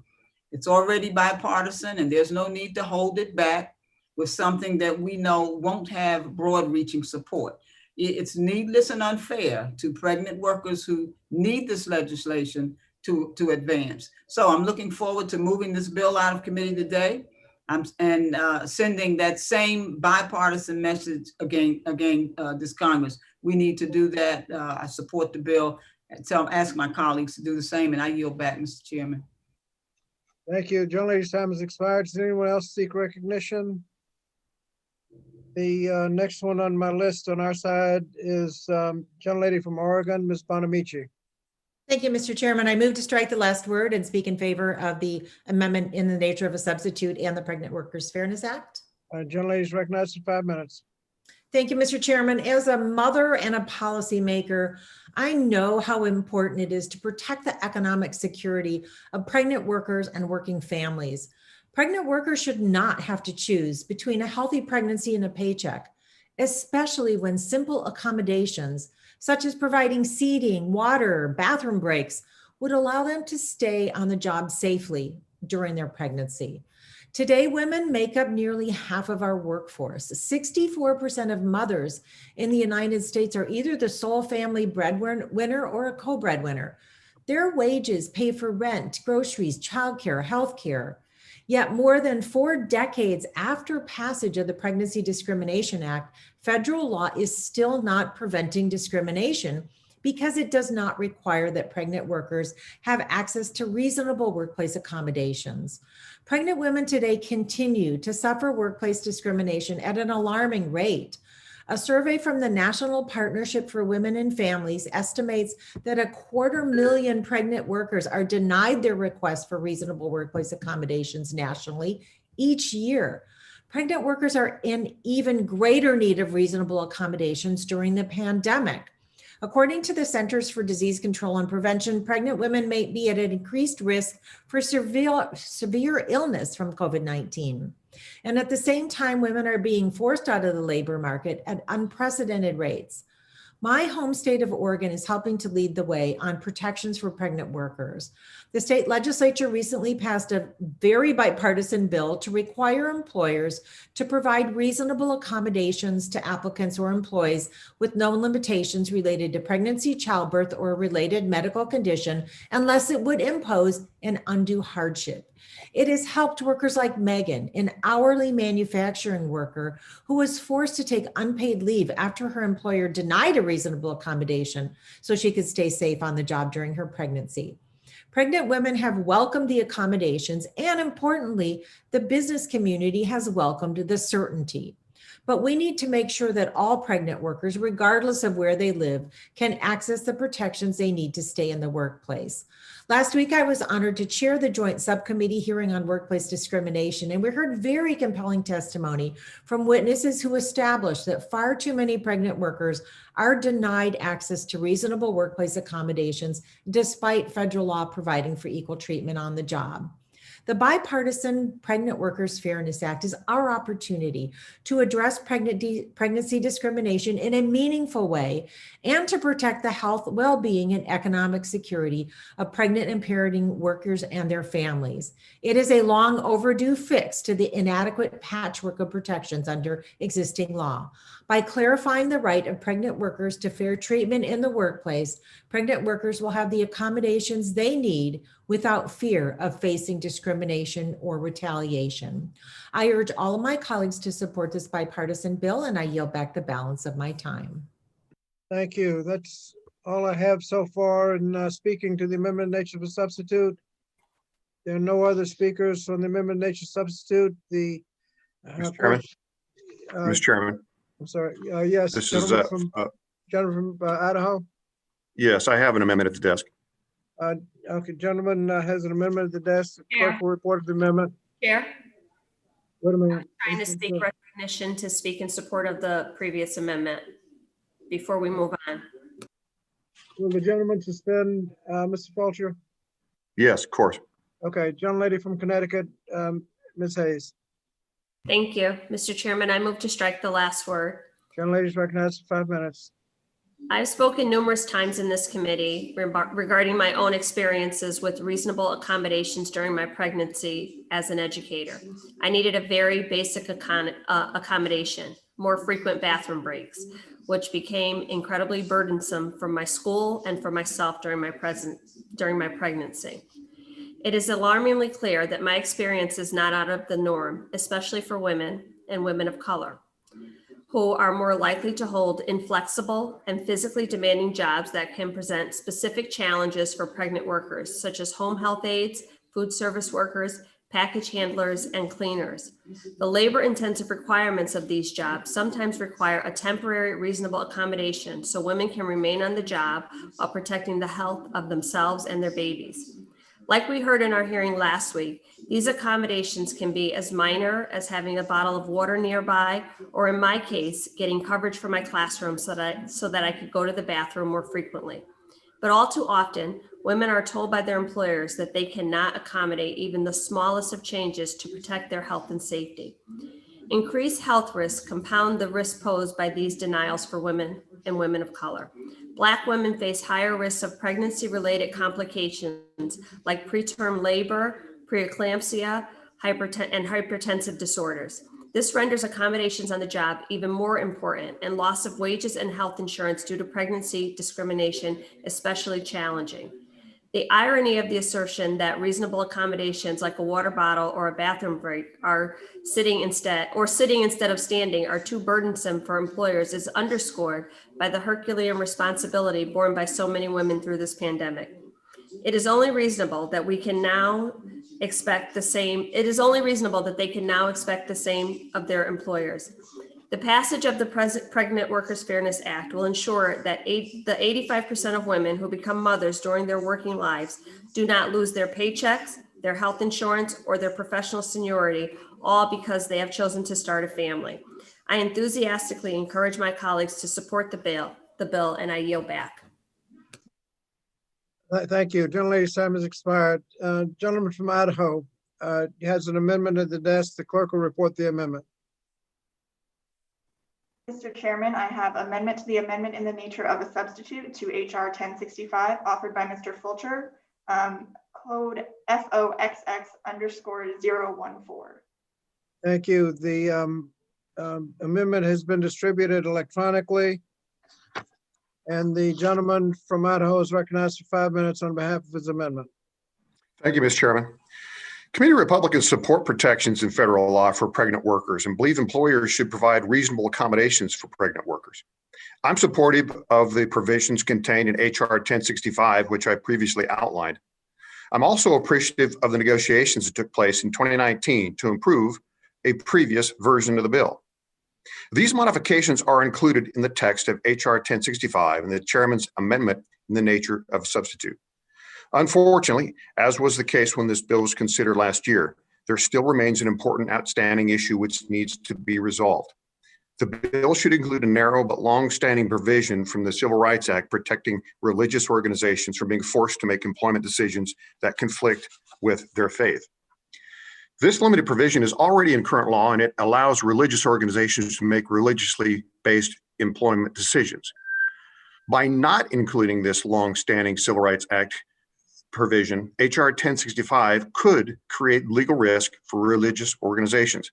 At least 16 states and the District of Columbia in their pregnancy discrimination or pregnancy accommodation laws also include a provision similar to the Civil Rights Act, religious organization protection. By adding a simple reference to HR 1065 to the Civil Rights Act, we can harmonize the bill and current law and ensure that religious organizations receive the same protections they already have had in the Civil Rights Act. My amendment includes the text of HR 1065 in its entirety, with one important addition relating to religious organization protections.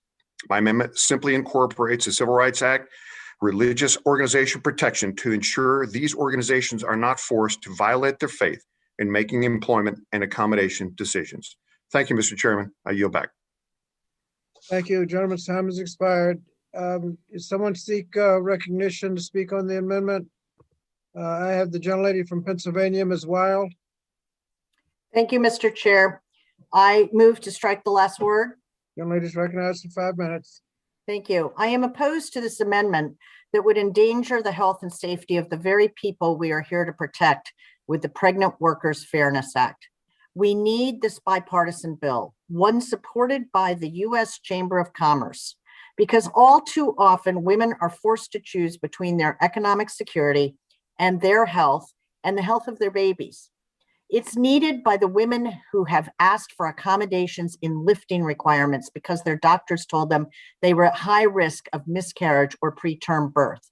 It's needed by the worker in Pennsylvania who was denied a schedule change and fired due to cramping in her uterus that landed her in the ER. This bill is not some new burden on employers. They already must engage in a good faith interactive process over reasonable accommodations under the ADA. But this amendment invites discrimination. It emboldens those who would use religion as a basis to discriminate against people who are pregnant and not married, workers and same-sex couples, women who used IVF to get pregnant, even people with partners of a different faith. Something I want to ensure that we are all clear on is that employers already have other religious exemptions under the law, which would apply to the Pregnant Workers Fairness Act. PWFA already exempts small employers, both religious and secular, who have fewer than 15 employees from its requirements. A religious employer could still make a claim using the RFRA, the Religious Freedom Restoration Act, by asserting that the federal government substantially burdens their religious exercise in a manner that is not narrowly tailored to further a compelling state interest. Some religious employers may be able to use the ministerial exception, which is a constitutionally recognized wholesale exemption from civil rights law as a defense against PWFA. That exception applies to employees who preach and teach the faith and applies to PWFA as it applies to other civil rights laws. So this amendment would frustrate the purpose of a good bill, a bill that is supported by the Chamber of Commerce and by 89% of voters. When pregnant women are denied accommodations, they face health risks, miscarriage, and premature births. This bill, as written, already takes employer concerns and reasonableness of requests into account. I urge my colleagues to reject this amendment and to support the underlying bill. And with that, Mr. Chairman, I yield back. Thank you. Gentlelady's time has expired. Do others wish to speak to the amendment? Mr. Chairman. Gentlelady from North Carolina, Ms. Manning. Mr. Chairman, I move to strike the last word. Gentlelady is recognized for 5 minutes to strike the last word. Mr. Chairman, I rise to speak in opposition to this amendment. Protecting pregnant women should not be a partisan issue. We all benefit, Democrats and Republicans alike, from the ability of pregnant women to protect their health, deliver healthy babies, return to their jobs, and continue to provide value to their employers. With this amendment, my Republican colleague seeks to inject controversy where none should exist. I can't imagine any reason a religious organization should be allowed to discriminate against pregnant women and put their health at risk based on the underlying principles of their faith. In fact, I find the suggestion that any religious institution would want to discriminate against pregnant women to be offensive and contrary to all the religions of which I am aware. This bill provides for reasonable accommodations. It does not require employers to make accommodations that are unreasonable or destructive to the employer's business. That should be a standard that all employers can meet and should want to meet. In fact, I would think that religious institutions would aim for a higher standard of care for the vulnerable, rather than seeking an exemption from accommodating those they should seek to protect. Moreover, religious employers are already protected by the PWFA, as stated so eloquently by Representative Wild. I fear that this amendment opens the door to allowing employers to impose their personal opinions about whether a particular woman's pregnancy is desired or appropriate, and to discriminate against those women whose pregnancies they may not find desirable. This is exactly the type of discrimination we should be prohibiting, whether it is religious-based, race-based, ethnically based, or otherwise. I strongly oppose the use of religion as a means of discrimination and urge my colleagues to vote against this amendment. I yield back. Thank you. Gentlelady's time has expired. Does anyone else seek recognition? Anyone on the Republican side? I don't see anybody. Gentlelady from Oregon, Ms. Bonamici. Thank you, Mr. Chairman. I move to strike the last word and speak in opposition to this amendment. Gentlelady's recognized for 5 minutes. Thank you, Mr. Chairman. I want to start by aligning myself with the comments made by my colleague, Representative Wild and Representative Manning. A religious exemption in the Pregnant Workers Fairness Act will open the door to discrimination and harm the very people we're trying to protect, pregnant workers who need modest accommodations to prevent complications and maintain a healthy pregnancy. Protecting pregnant workers is not and should not be a partisan issue. This amendment simply injects controversy where there is none.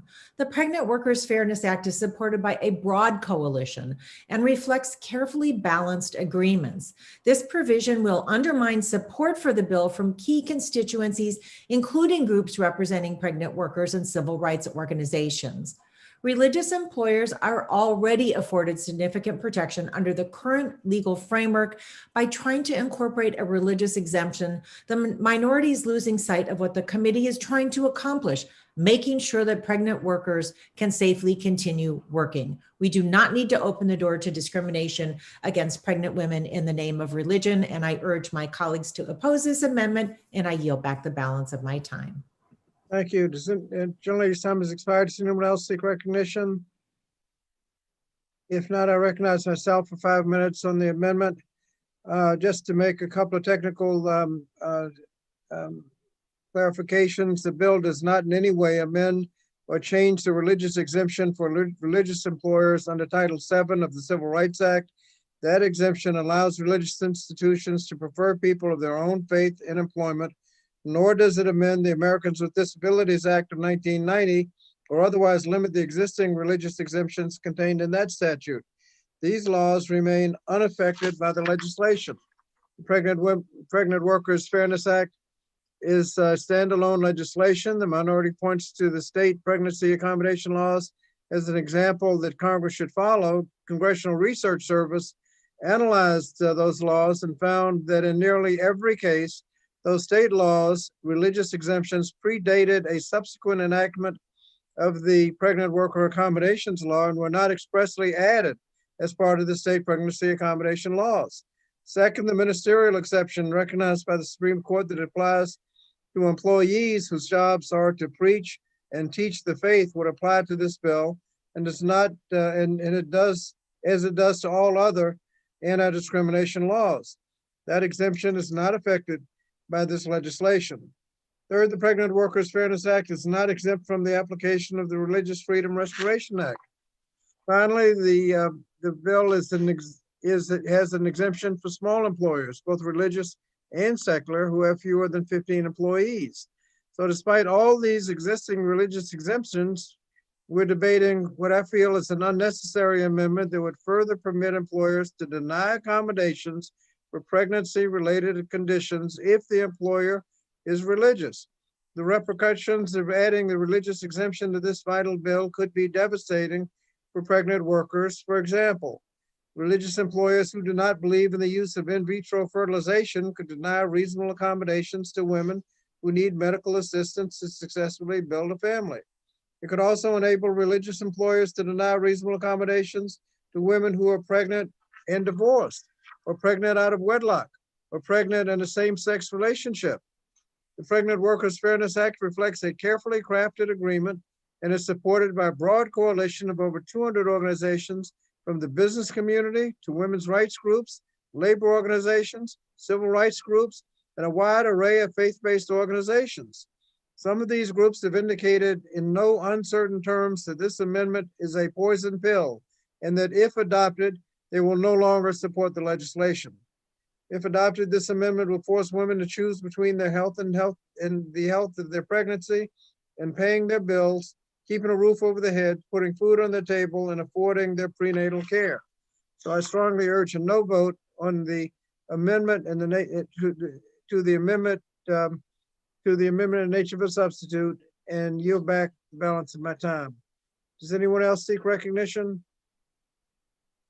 If not, the question is on the reporting of the bill, and that will be rolled until the end. The next order of business is the H.R. 1195, the Workplace Violence Prevention for Healthcare and Social Service Workers Act. The bill was circulated in advance electronically, and the clerk will designate the bill. Mr. Chairman, I have H.R. 1195 to direct the Secretary of Labor to issue an occupational safety and health standard that requires covered employers within the healthcare and social services industries to develop and implement a comprehensive workplace violence prevention plan and for other purposes. Without objection, the first reading of the bill is dispensed with. And second reading, without objection, the bill will be considered as read and open for amendment at any point. Any amendment offered shall be considered as read.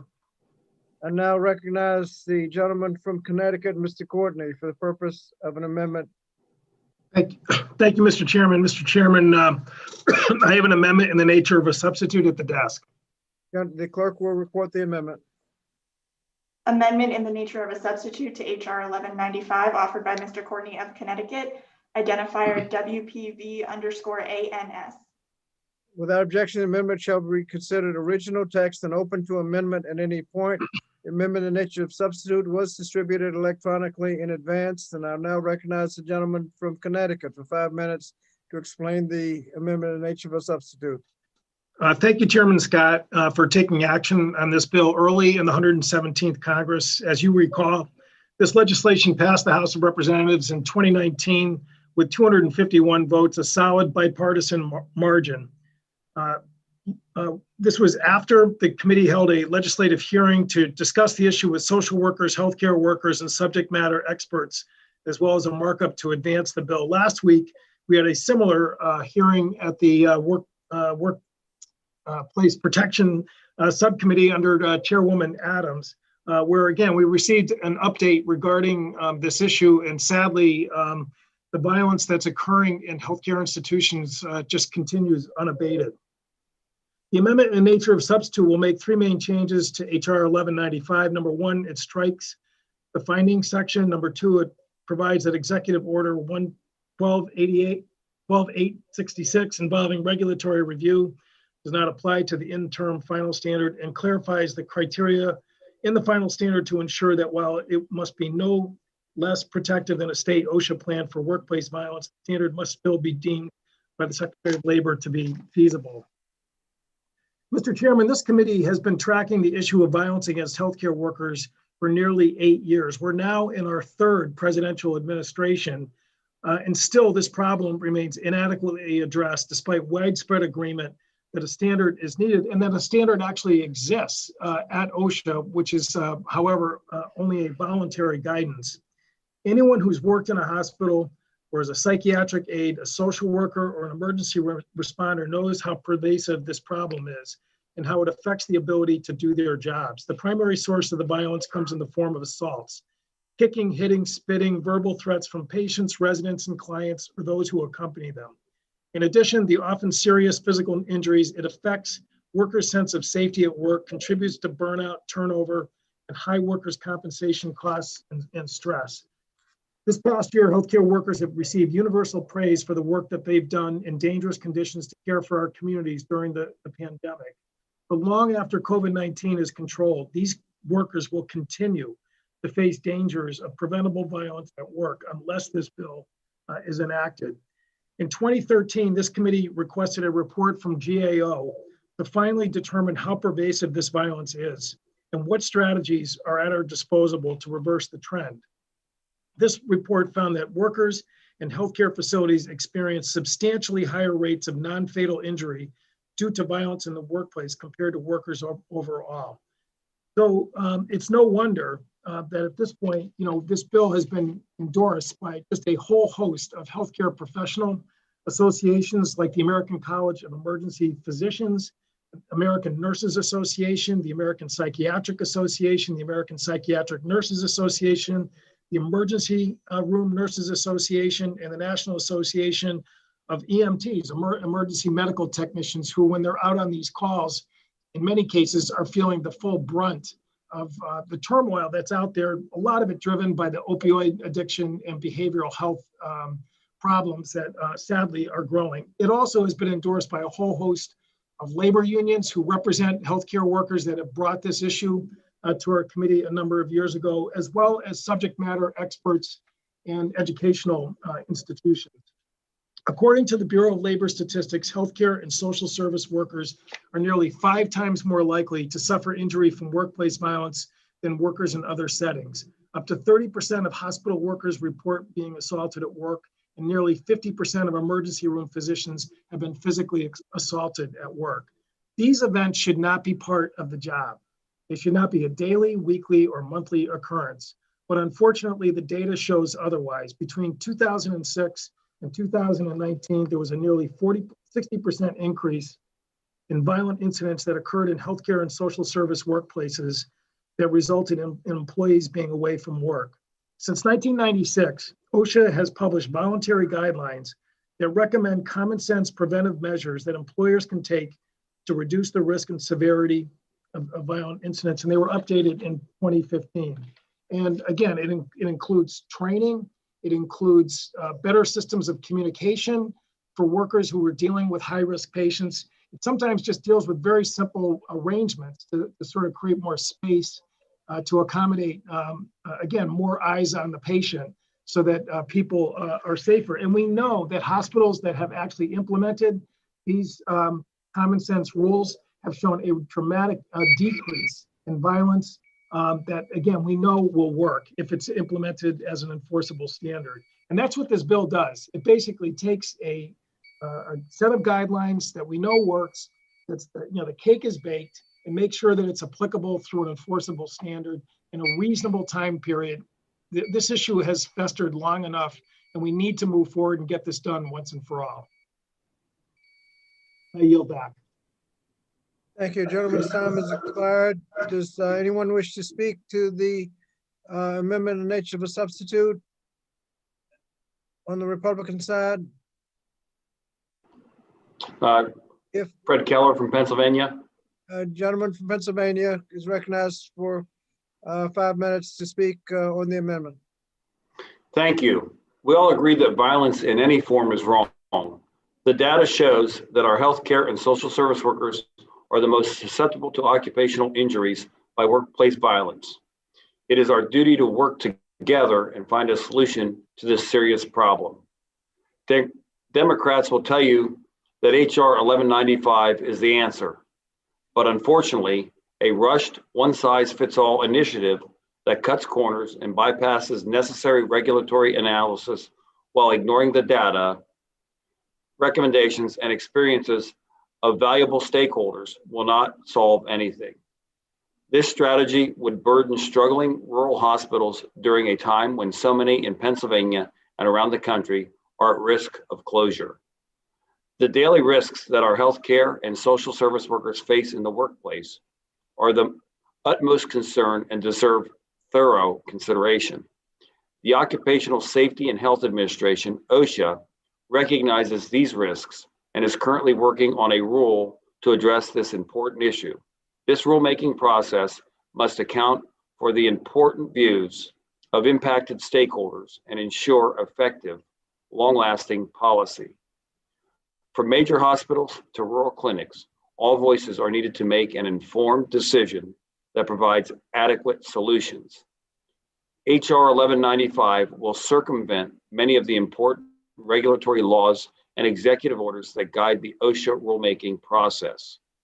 American workers deserve more than rushed legislation that forces OSHA to issue a prejudged solution to a complex problem. Through the General Duty Clause of the OSHA Act, which requires employers to take affirmative steps to protect their employees and provide a workplace that is free from recognized hazards, OSHA has issued citations against employers relating to workplace violence incidents. And most hospitals across the country have established organization-wide initiatives to address workplace violence. Rushing to mandate an ill-conceived response to this problem will not only result in an insufficient solution, it will also be damaging. The healthcare industry is currently handling the pandemic admirably, but will likely face sweeping and burdensome OSHA regulations from the Biden administration on COVID-19 in the near future. On top of these inflexible rules, the Congressional Budget Office previously estimated that compliance costs would be at least $2.7 billion for private facilities and $100 million for public facilities over the first 2 years of the rule prescribed by this legislation, should it become in effect. In the long term, combined compliance costs for the private and public sectors would run at least $135 billion annually, and substantial personnel and capital costs would result from this bill's requirements. This strain on the industry will be felt especially by medical facilities in rural areas and other vulnerable communities with scarce resources who have been operating on the front lines of the pandemic. We need to make sure that they have every tool at their disposal to continue doing the great work they do in our communities every day. Rather than issuing a rushed perspective and uninformed standard without appropriate public input and analysis, I join my fellow Republicans on this committee in calling for a reasonable, workable, and thorough response to the serious issue. We owe that much to our frontline healthcare professionals as they fight COVID-19. Overbearing regulations burden workers and stifle the economy. Preventing workplace violence in healthcare and social service settings is crucial, and we should get this done by allowing OSHA to issue a standard through the normal rulemaking process, which brings all experts and all parties to the table. Short-circuiting the process and rushing to a conclusion eliminates valuable technical and scientific input and will lead to unintended consequences, which could have a detrimental impact on improving workplace safety outcomes. Thank you, and I yield back. Thank you. Gentleman's time has expired. Next, I'll recognize gentlelady from North Carolina, Ms. Adams.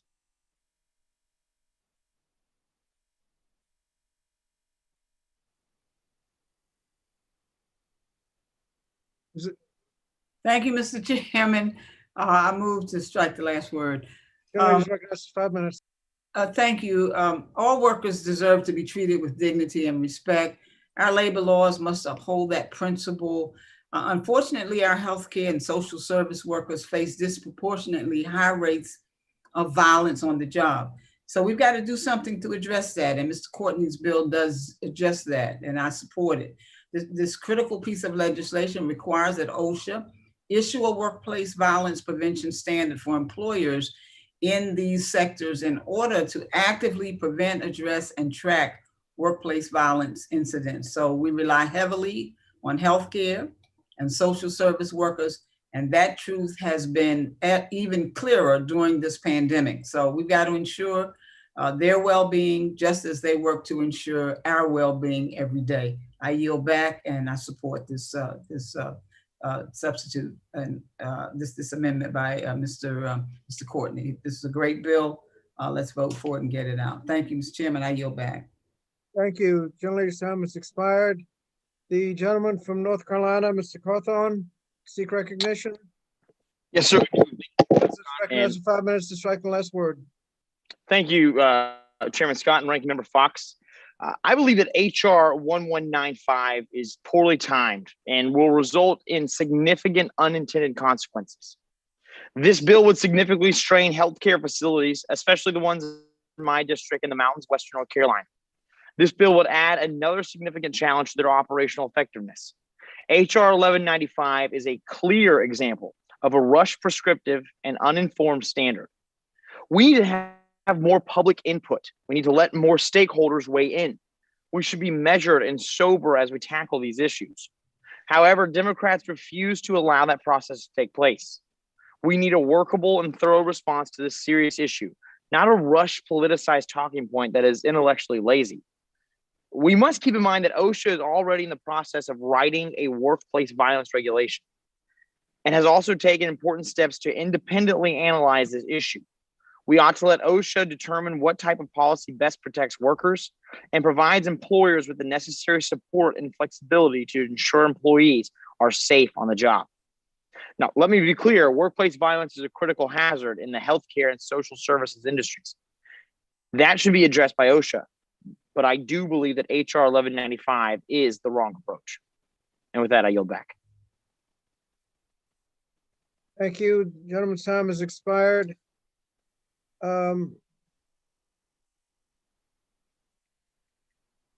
Gentleman from California, Mr. Chicano.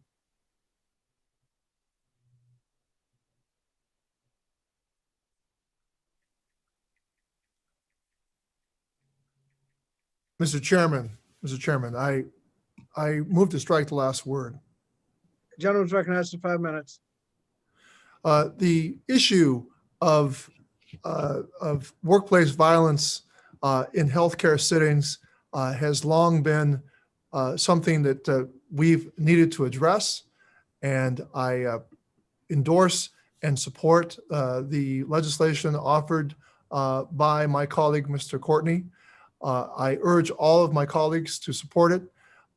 We've been needing this legislation for quite some time, and I hope that we are able to come to some agreement and move this legislation on a bipartisan basis through the House. I yield back. Gentleman's time has expired. Does anyone else seek recognition? Miss Gentleman lady from Pennsylvania, Ms. Wild. Thank you, Mr. Chairman. I move to strike the last word. Gentlelady's recognized for 5 minutes. Thank you. I speak today in support of the Workplace Violence Prevention for Healthcare and Social Service Workers Act, a bill that I am proud to co-sponsor. My constituents in the 7th District of Pennsylvania have the luxury of world-class health networks and care right here in our communities, institutions that we hold in very high regard. And those health networks are so respected and valued because of our healthcare workers and their commitment to patients. It's the nurses who are trained to look for the signs of a patient experiencing domestic violence. It's the primary care physicians screening their patients for substance misuse and unmet behavioral health care needs. It's our OBGYNs who work the night shift to keep top quality maternity care available to all women. And for the past year, it's the emergency room and infectious disease nurses, doctors, and frontline workers who have been working nonstop to care for those afflicted by COVID-19 right here in the Lehigh Valley. Healthcare workers come from different backgrounds and have an array of specialties, but they all share the same goal of a positive outcome for each patient. They deserve to devote their full attention to this goal and to their patients, and not to be distracted by the fear of workplace violence. But the sad reality is that workplace violence is prevalent in the healthcare industry. Studies have found that 19 to 30% of hospital workers have been assaulted at work. That problem has worsened over the last 10 years, while we are also seeing a shortage of registered nurses and physicians, a shortage that is only expected to worsen as the baby boomer generation ages. Requiring employers to develop minimum violence prevention plans, train employees on an annual basis, and report and track violent incidents will reduce workplace violence. I also want to take a minute to point out that the time and resources spent developing these plans is a good investment for institutions. Hospitals that have enacted similar measures saw a reduction in violence-related injuries by 55% over 3 years. That's lower costs associated with worker injuries, less employee time lost while recovering, and lower employee turnover for the hospitals. According to an American Hospital Association-sponsored study, hospitals are currently spending $234.2 million for staff turnover due to workplace violence and $90.7 million in disability and absentee costs. A safer workplace for our healthcare workers is a good investment for hospitals, for workers, and for patients. This bill is the necessary and evidence-based step we must take to protect those who care for all of us. I urge my colleagues to join me in supporting this vital bipartisan bill to protect our frontline health and social care workers. Thank you, Mr. Chairman. I yield back. Thank you, gentlelady's time has expired. Does anyone else seek recognition? Next on my list is the gentleman from Michigan, Mr. Levin. Thank you so much, Mr. Chairman. I move to strike the last word. Gentleman's recognized for 5 minutes. Mr. Chairman, all throughout this horrible pandemic, we have praised the dedication and sacrifice of our nation's caregivers. They do the vital work of taking care of the most vulnerable among us. But our appreciation must not be mere lip service. We need to act to ensure that nurses and social workers are safe in their workplaces. The people who work as caregivers do so out of a sense of service, knowing that these jobs are often very difficult. But no worker, regardless of their job, should face violence in their workplace. Public health and social workers deserve a sense of security when they go to work. Unfortunately, OSHA does not have the basic tools to protect healthcare and social service workers. The proposal we're considering is a simple and common sense solution that fixes this issue in a systematic and thoughtful way. It empowers OSHA to develop a standard to implement a workplace violence prevention plan tailored to the different caregiving sectors. I salute Mr. Courtney for this excellent bill. I'm proud to support it because safety in the workplace is essential and non-negotiable. I found out about this issue starting way back in 1983 when I started helping nursing home workers who were forming unions with the Service Employees Union. I was shocked to find out about some of the violence that these workers faced, often with no recourse, nowhere to turn. And it's something we simply have to deal with, Lord knows, in this pandemic. We've got to advance this bill because our praise for workers cannot be just words, lest they seem hollow. We must actually act to protect workers in their workplaces. Thank you, Mr. Chairman, and I yield back. Thank you. Anyone else seek recognition on the Republican side? If not, gentlelady from Michigan, Ms. Stevens. Thank you, Mr. Chair. I'm moved to strike the last word. Gentlelady's recognized for 5 minutes.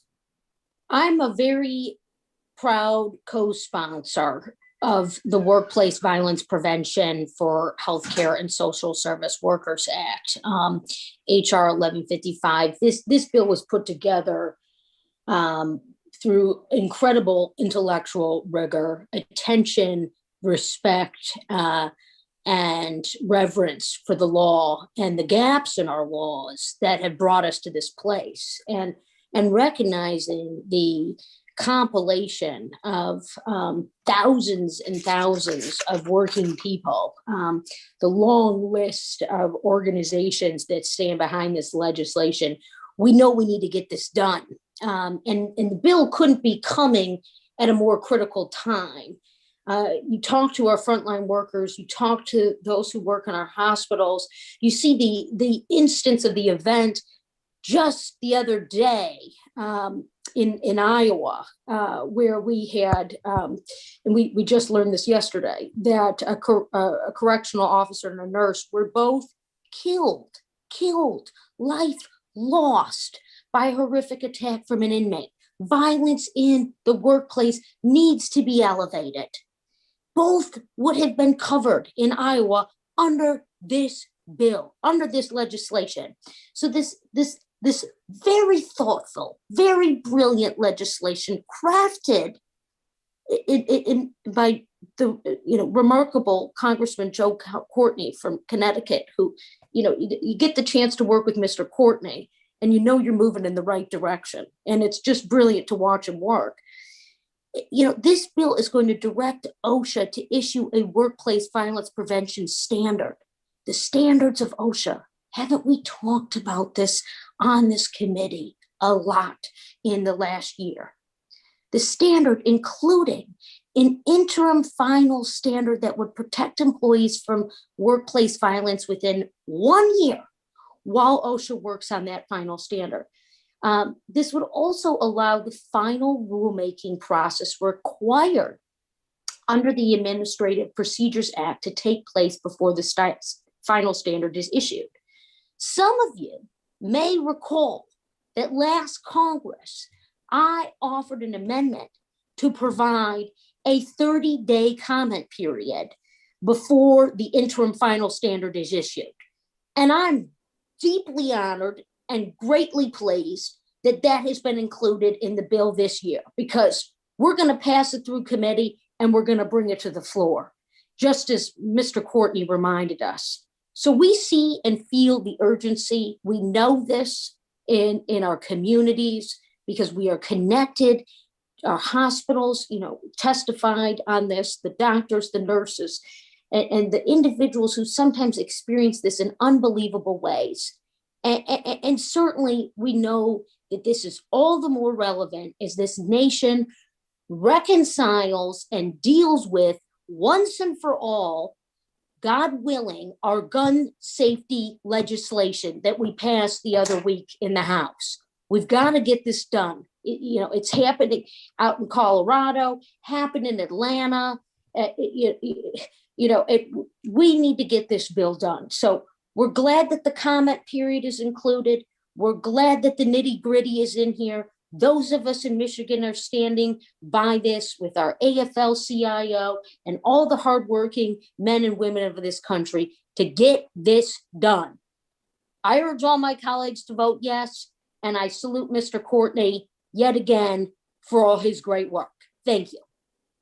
Thank you.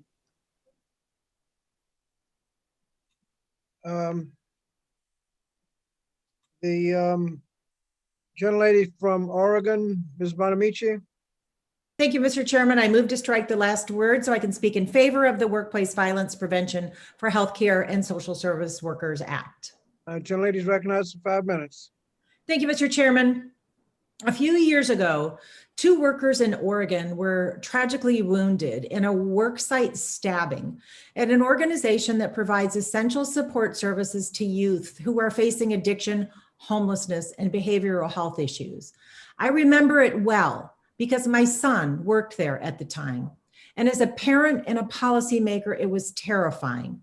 Following the incident, Oregon AFSCME members organized to improve the difficult working conditions that were compromising the quality of services for vulnerable clients and safety of the employees. Workers in Oregon and healthcare and social service workers across the country need evidence-based workplace violence prevention plans that are tailored to the needs of the populations they serve.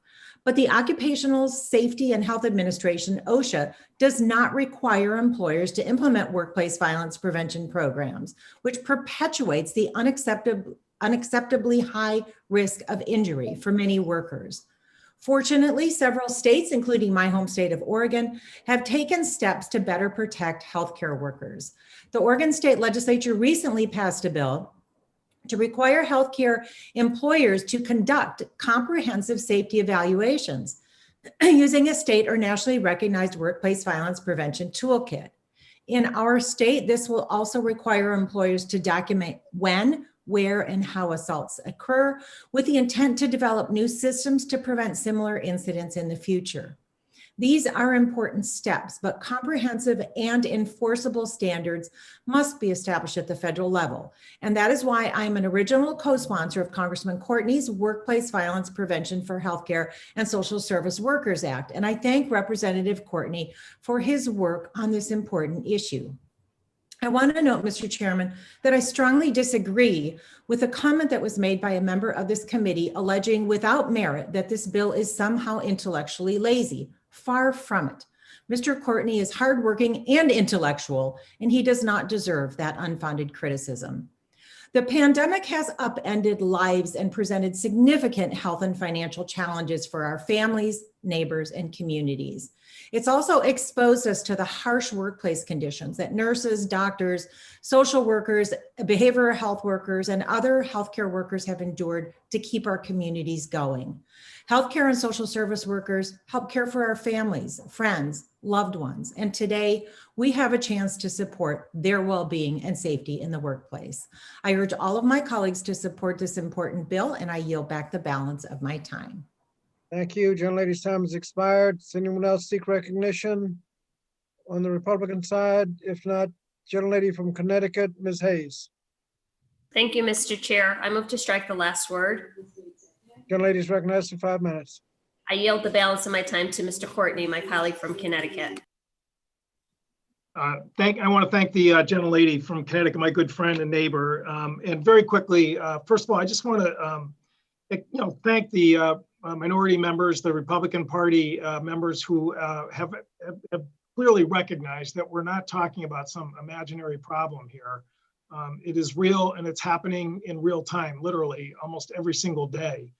And but I would like to address the comments made by the gentleman from Pennsylvania who talked about the cost impact of regulation regarding this bill. Again, the numbers that he cited are being used by some advocacy groups out there. I would just note that the cost per year that he quoted actually was from a CBO report that came from an earlier draft of the legislation.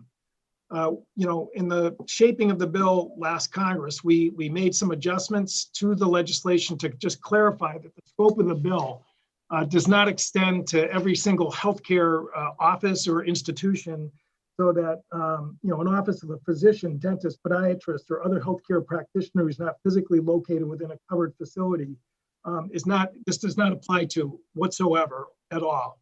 And as a result of that language, which is in the base bill that we're considering here today, CBO actually revised their score.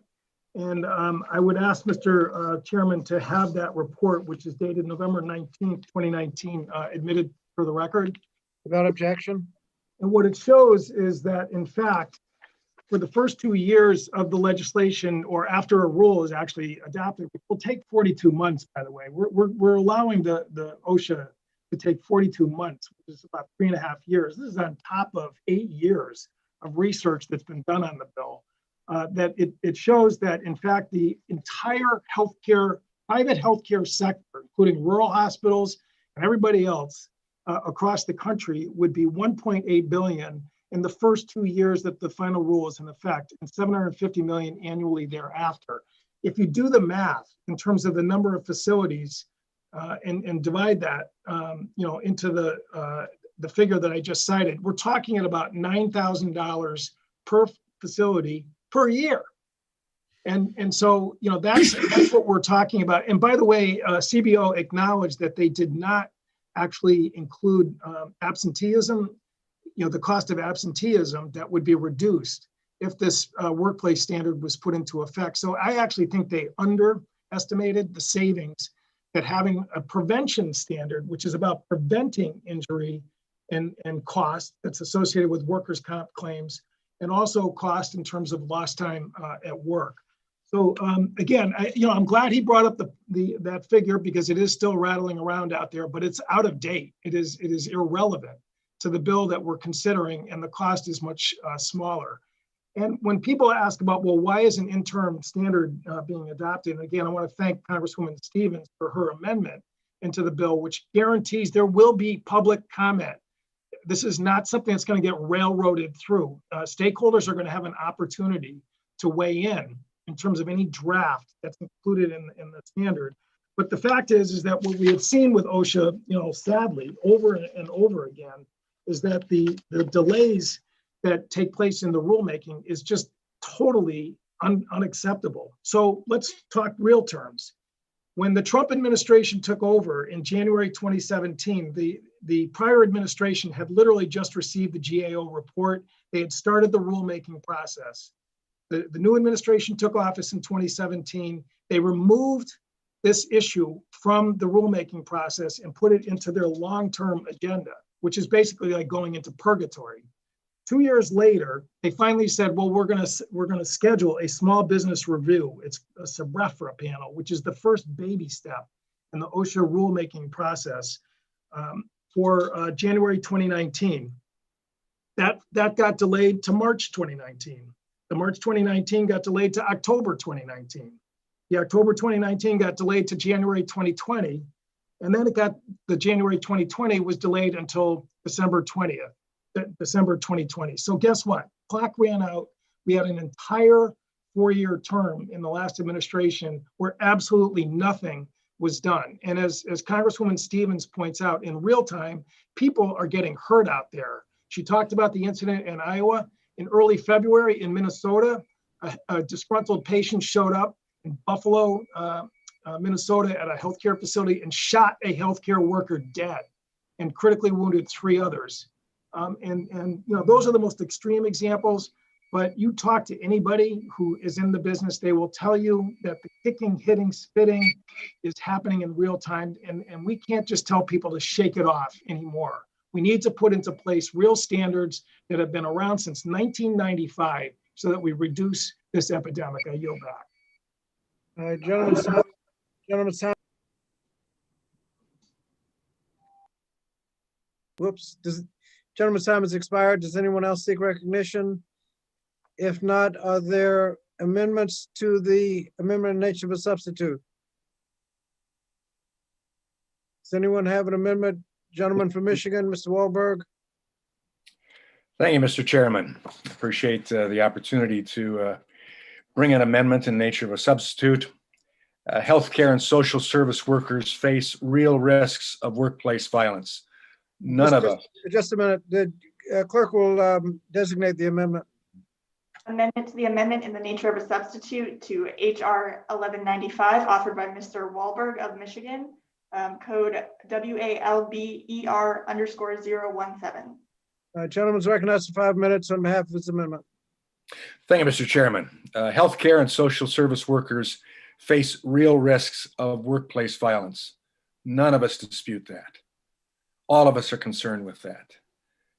The numbers show that these workers are at a higher risk for occupational injuries from the workplace violence of any industry, and this issue demands our attention and thoughtful consideration.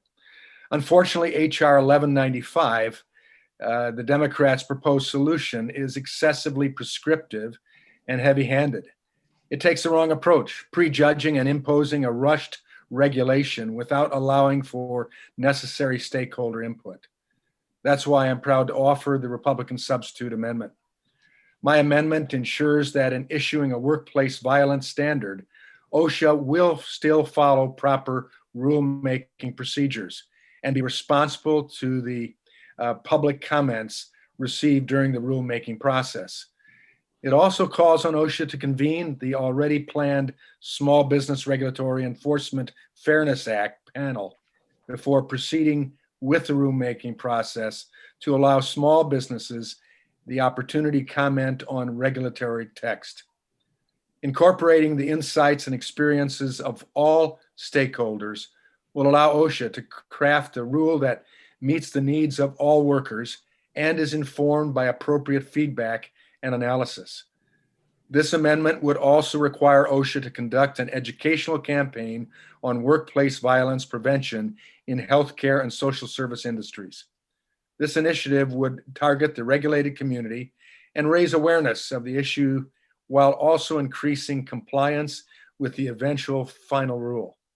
Further, this amendment recognizes the reality that the healthcare industry is in the midst of responding to a major public health crisis and has rightly prioritized significant resources for responding to the COVID-19 pandemic.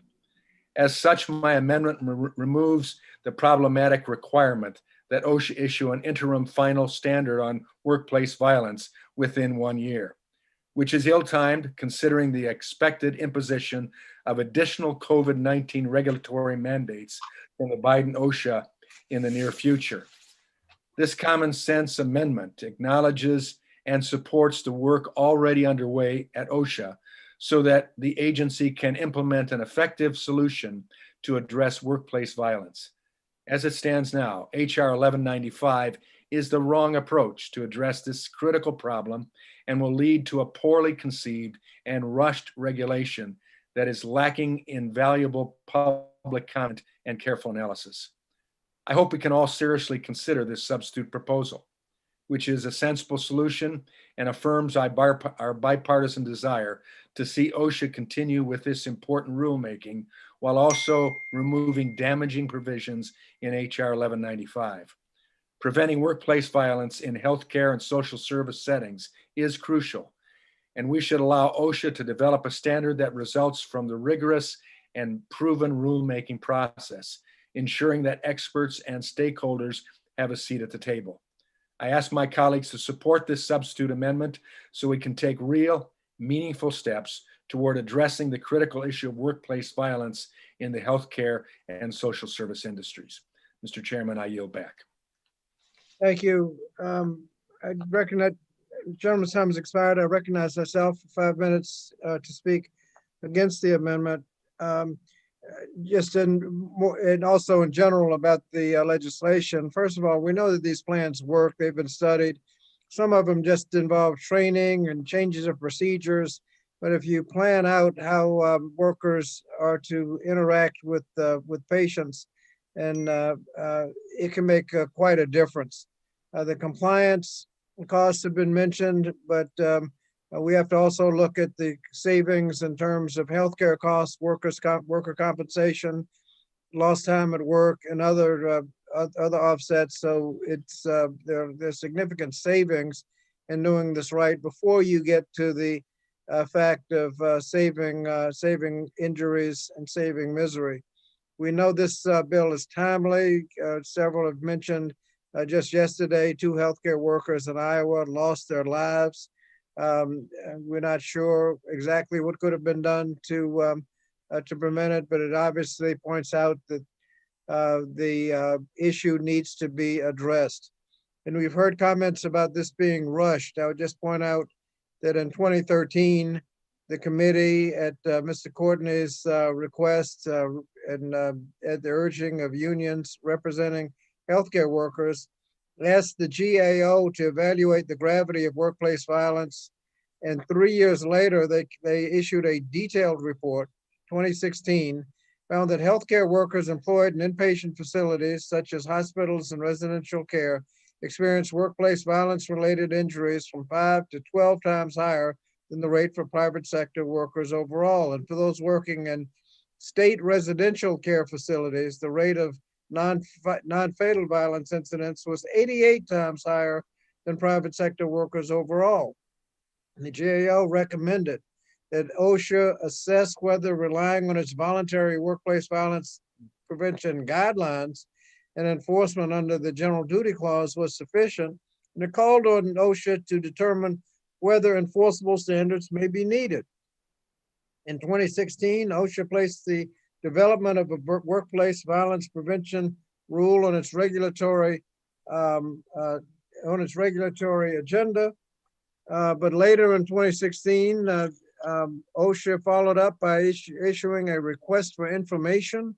But between January 2017 and January 2021, there was actually 0 forward action on the standard taken by OSHA. And so when you talk about this being rushed, it again gives, when the bill is passed, OSHA will have an additional year to come up with an interim standard, and then 42 months after that to come up with a final standard. People need this protection now, and that's why the bill is necessary. I've been involved in other OSHA regulations, and they just take an excruciating length of time to come up with a final standard, and a year for an interim and 42 months for a final rule is just an indication. The fact that we have to pass legislation to get it that quickly just gives you an indication of how broken the process is. So I'd hope we would defeat the amendment and then pass the bill. Are there others that seek recognition? Mr. Chairman. Just a minute. Gentleman from Michigan, Mr. Levin. Yeah, thanks, Mr. Chairman. I move to strike the last word. Last 5 minutes to strike the last word. Thank you. So I want to start by speaking specifically, Mr. Chairman, about this idea of having an interim standard and an interim standard. And, you know, I think it is clearly well justified in this circumstance. First of all, we need to protect employees from workplace violence within a year, as this does, while OSHA works on the final standard. My colleagues have given eloquent testimony for the need for that immediate protection. Secondly, the HR 1195 allows the full rulemaking process under OSHA and the Administrative Procedures Act to take place before any final, and the IFS would only be in effect temporarily while that process goes forward, and it would still authorize the 30-day comment period. And I want to credit my colleague, Representative Stevens, for this. during the markup on this bill in the 116th Congress, she offered an amendment to provide this 30-day comment period. So we even have that level of process for this interim fix. And so there will be public input. And I think that's really important to note. That the Department of Labor has already received extensive input to inform an interim final standard since it had issued a request for information in 2016. And OSHA has decades of experience of working with and updating its guidelines for preventing violence for healthcare and social service workers, most recently in 2015. The last 4 years have seen nothing but inaction, and it proves why this bill and the interim final standard are so necessary. And I just want to add to your words about why we can't wait. OSHA standards have taken so long to finalize that we both need an interim final rule and a quicker timeline. Beryllium took 18 years. Crystalline silica took 19 years. Confined spaces in construction took 22 years. Walking on working surfaces took 14 years. We do not have that amount of time to protect workers. We need this interim final standard, and we need a quicker timeline than all of that to get to a final standard. Mr. Courtney has studied this in great detail, come up with a super reasonable proposal. We need to pass this today, Mr. Chairman, and protect the workers of this country. And with that, I yield back.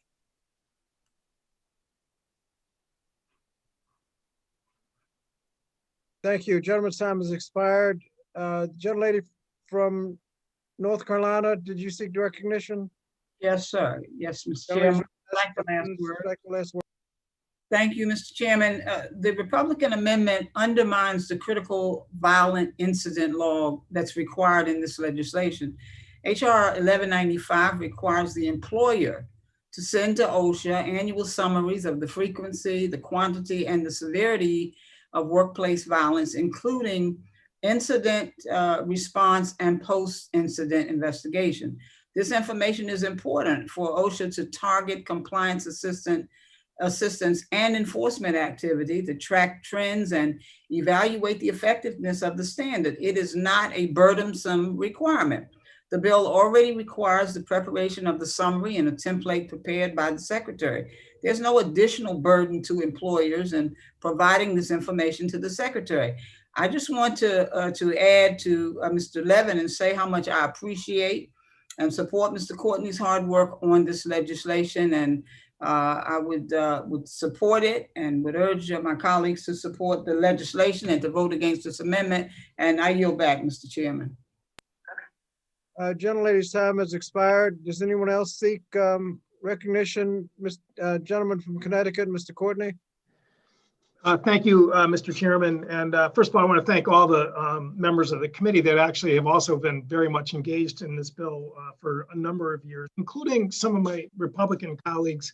Again, Tim Wahlberg and I served on the subcommittee years ago, and I have a lot of respect for him. And but I would just say that when we debated this in 2019, one of your colleagues and my good friend Bradley Byrne was ranking member on the subcommittee, and really I think very passionately and sincerely made the case for letting the rulemaking process just sort of continue under its regular administrative processes.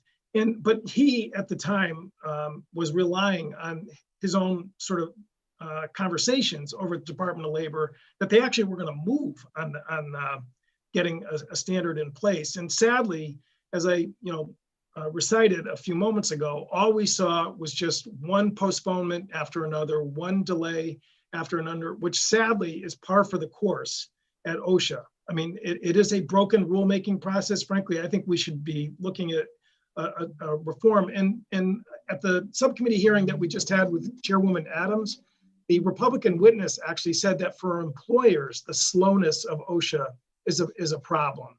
because the technology of work changes all the time, and the slowness of OSHA to keep up with that is actually hurting the employer community in this country, as well as the employee side of the equation. So, the interim standard that's included in this bill, there is very sound precedent for moving in that direction. In the past, Congress did that with the Superfund, people who work around Superfund sites. They did it in terms of another pandemic, which was the bloodborne pathogen of AIDS, where again, an interim final standard, and this was under the Bush administration, was put into place so that, all the gloves that you see in hospitals today and the disposable needles, I mean, all that is the result of OSHA rules that were put into place using an interim standard. Because again, with the severity of the problem for healthcare workers getting infected with AIDS, the system had to move faster than the normal rulemaking process. And that's really exactly the same precedent that we're using here. Again, Congresswoman Stevens opened the door for comment. This is not a closed situation. We have flexibility language in the bill that recognizes that not every healthcare institution is the same. I mean, a psych ward with a person who we know, has a history of physical violence, I mean, that's going to be a different sort of prevention standard than, an ER room or another type of healthcare facility that deals with low-risk patients. And the bill accommodates that. It does not force everybody to have locked wards and security guards every time, a doctor or a nurse goes in to treat a patient. We built in that flexibility in this legislation. So, again, I appreciate the fact that the proponent has, acknowledged that this problem is real and that it's serious. But what I would just say is that, with all of the safeguards, the due process safeguards that we built into this bill, as well as reducing the cost, which I, again, cited the CBO study a minute ago, I think we are in a very comfortable place in terms of a 42-month rulemaking process with an interim standard, which, by the way, is just going to have general sort of global sort of framework. It's not going to have the nitty-gritty details of a workplace standard.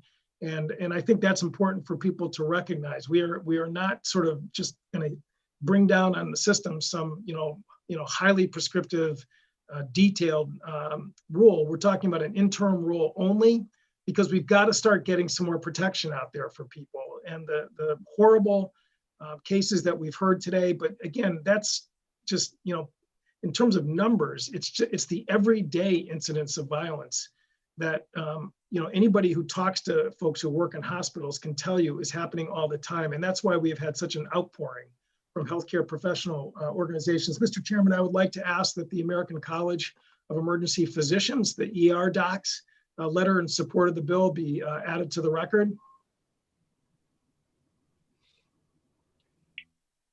Sorry, Jim.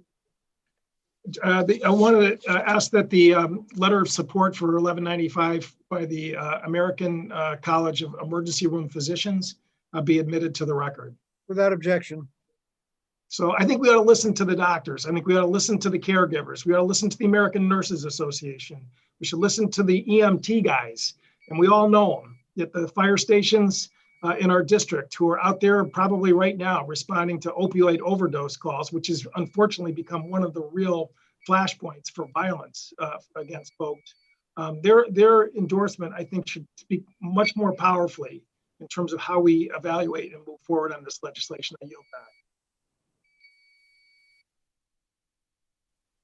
I'm sorry. Hayes is seeking recognition to speak, sir. Hayes from Connecticut. Thank you. Thank you. Gentleman's time has expired. Does anyone else seek recognition? Gentlelady from Connecticut, Ms. Hayes. Thank you, Mr. Chairman. I move to strike the last word. Gentlelady's recognized for 5 minutes. I first want to thank my colleague from Connecticut, Representative Courtney, who has worked tirelessly on this bill, not just for this markup, but for years. As Mr. Courtney has discussed, the issue of workplace violence against healthcare workers is all too common in our home state.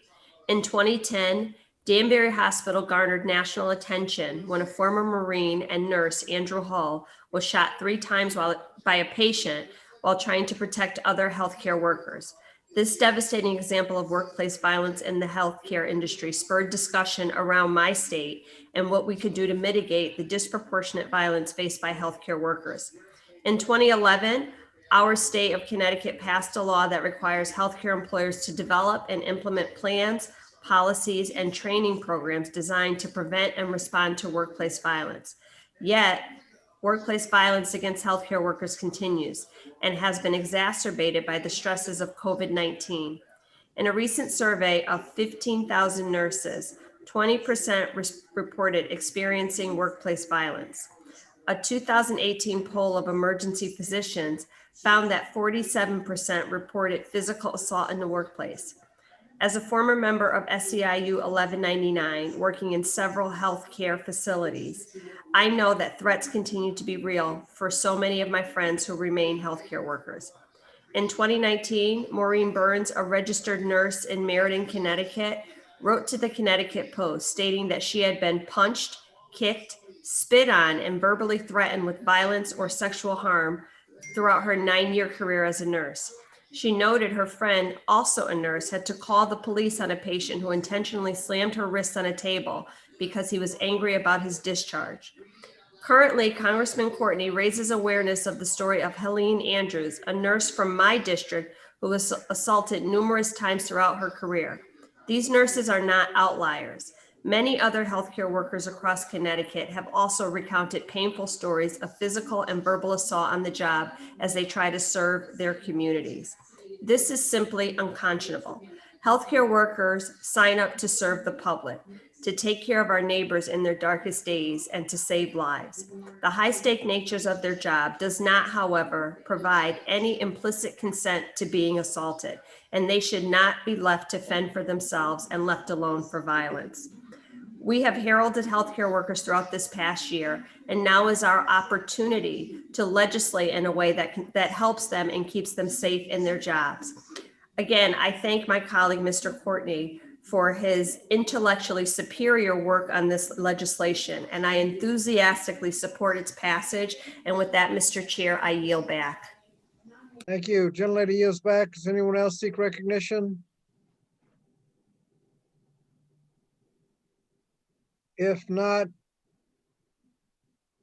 the question is on the amendment offered by the gentleman from Michigan, Mr. Wahlberg. All in favor of the amendment will say aye. Aye. Aye. All opposed say no. No. No. Noes appear to have it. Record roll call, Mr. Chairman, please. The gentleman from Michigan has asked for a roll call vote. Just a minute.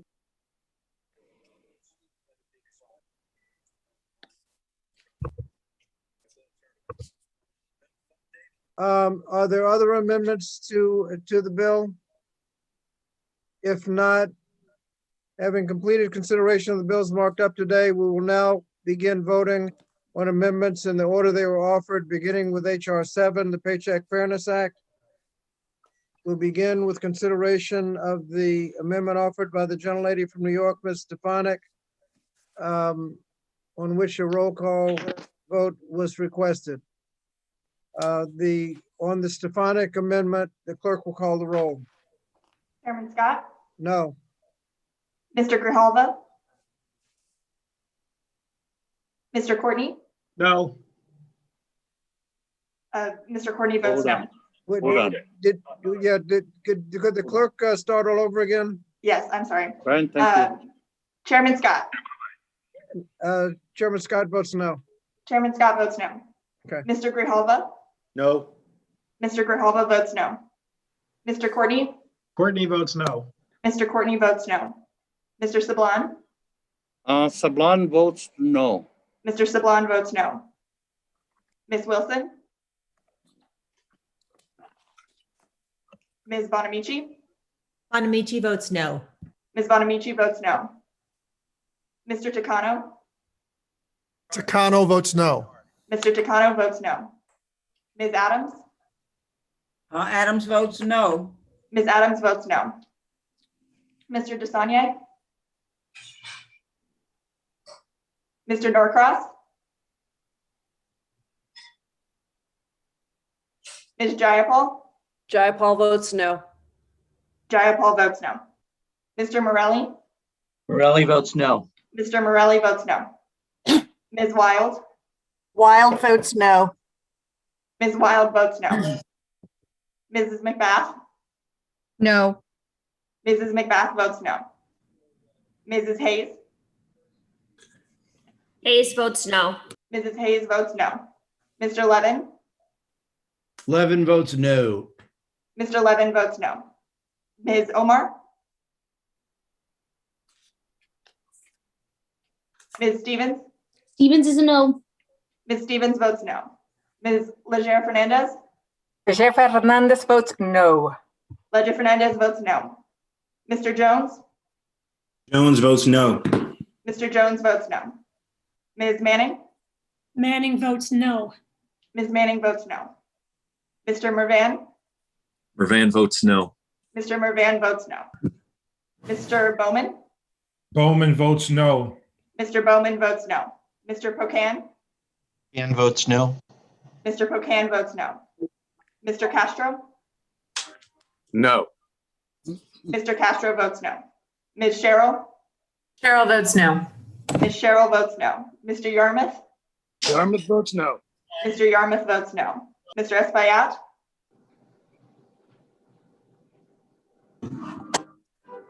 Mr. Mfume?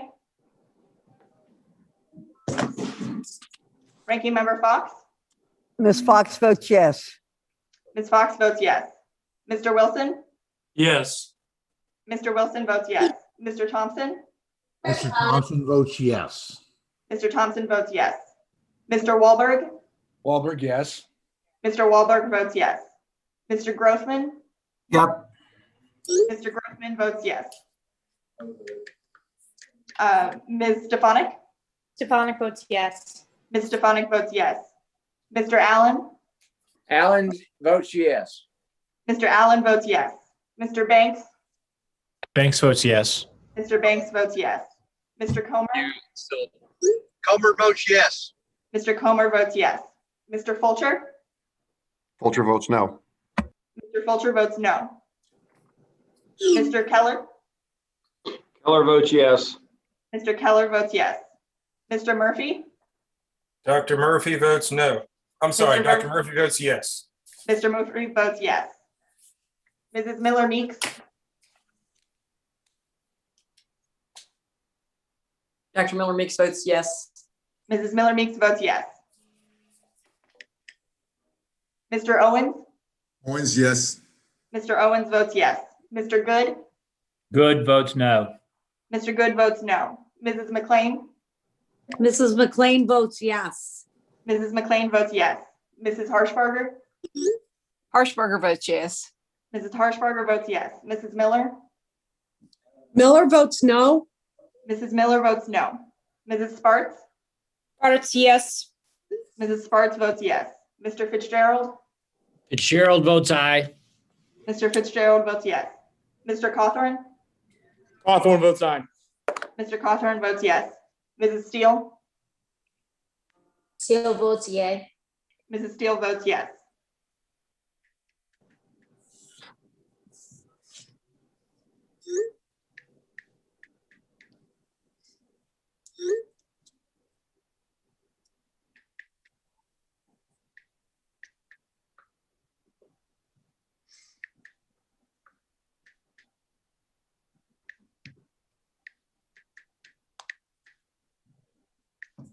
Oops, what happened?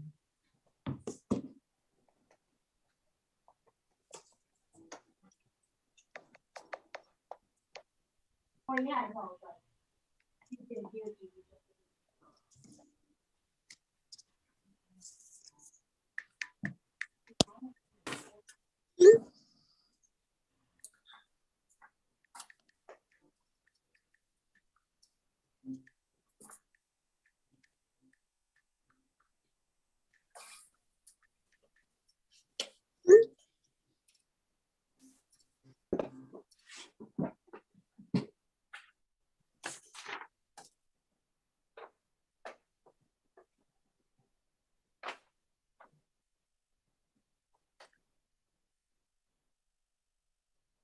How is Mr. Desaulniers recorded?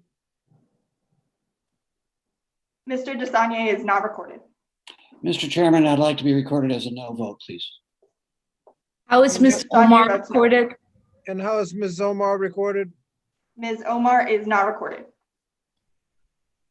I'd like to be recorded as a no. Thank you. Ms. Omar votes no.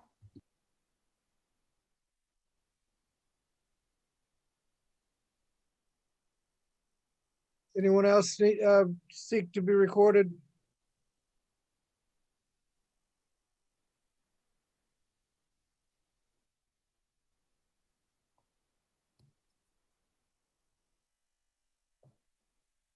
Can't find it. Let me see the clerk.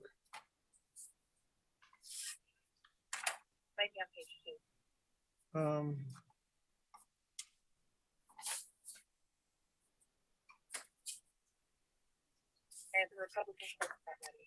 okay.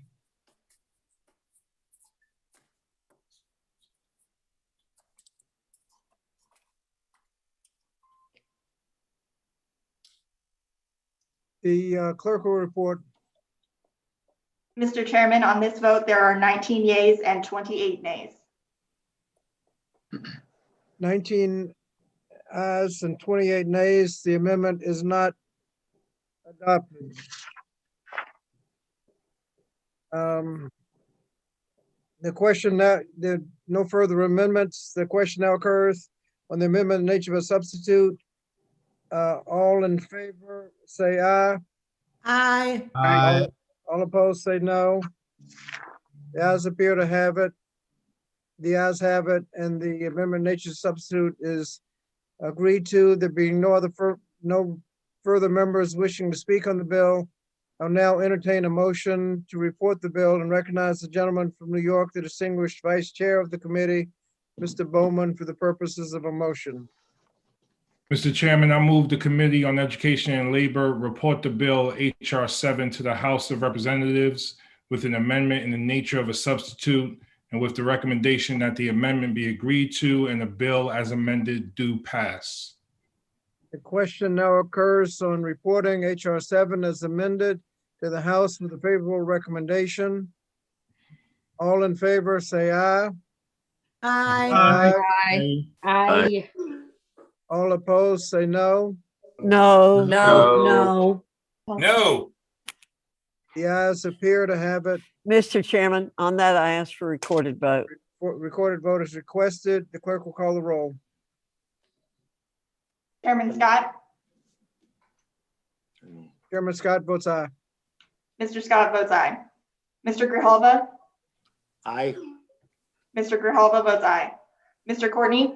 Courtney votes aye. Mr. Courtney votes aye. Mr. Sablon? Ms. Wilson? Oh, I'm sorry. Sablon votes aye. Mr. Sablon votes aye. Ms. Wilson? Apologies. Ms. Bonamici? Every time Mark Bonamici leaves, we votes have to aye. do a shot of tequila. Mr. Takano? Takano votes aye. I'm so sorry. Ms. Bonamici is recorded as aye. Mr. Takano is recorded as aye. Ms. Adams? Adams votes aye.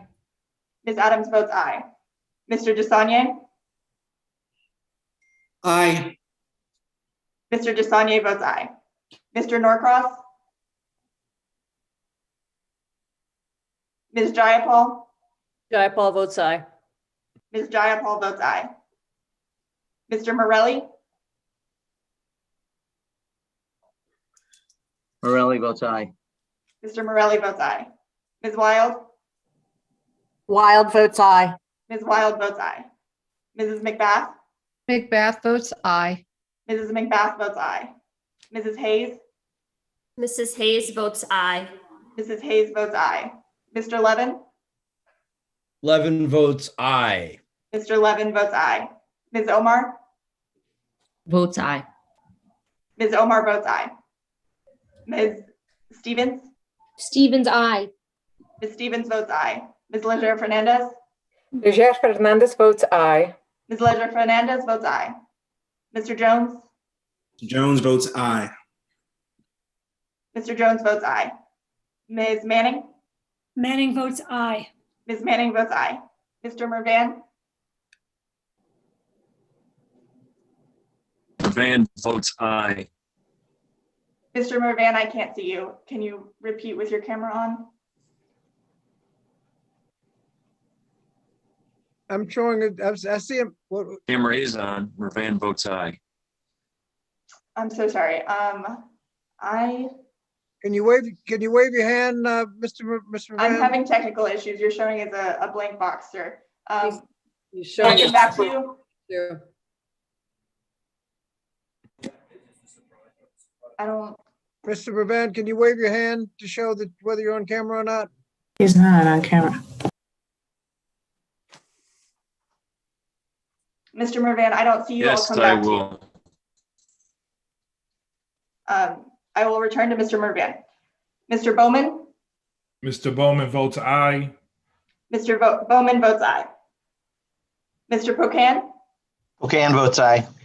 Mr. Pocan votes aye. Mr. Castro? Aye. Mr. Castro votes aye. Ms. Sherrill? Cheryl votes aye. Ms. Sherrill votes aye. Mr. Yarmouth? Yarmouth votes aye. Mr. Yarmouth votes aye. Mr. Espaillat? Mr. Mfume? Ranking Member Fox? Fox votes no. Mrs. Fox votes no. Mr. Wilson? Wilson votes no. Mr. Wilson votes no. Mr. Thompson? Mr. Thompson votes no. Mr. Thompson votes no. Mr. Wahlberg? Wahlberg votes no. Mr. Wahlberg votes no. Mr. Grossman? No, do you hear me? Yep, no. Mr. Grossman votes no. Ms. Stefanik? Stefanik votes no. Ms. Stefanik votes no. Mr. Allen?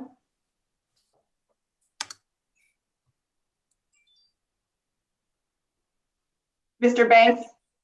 Banks votes no. Mr. Banks votes no. Mr. Comer? Comer votes no. Mr. Comer votes no. Mr. Fulcher? Fulcher's no.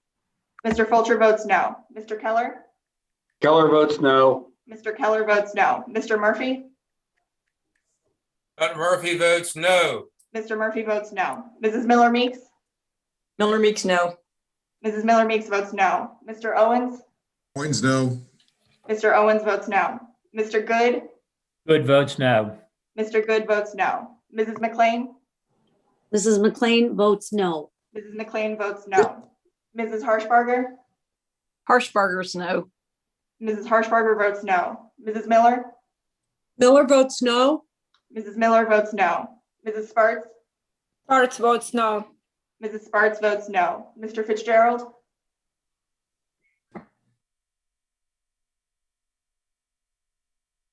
Mr. Cawthorn? Cawthorn votes no. Mr. Cawthorn votes no. Mrs. Steele? Steele votes no. Mrs. Steele votes no. If the clerk could call those that did not respond. Yes, sir. Ms. Wilson? Mr. Norcross? Mr. Mervan? Mervan votes aye. Mr. Mervan votes aye. Mr. Espaillat? Mr. Mfume? Mr. Allen? No. Mr. Fitzgerald? I think Mr. Fitzgerald Allen is votes here. no. Yeah. Fitzgerald votes no. Mr. Allen?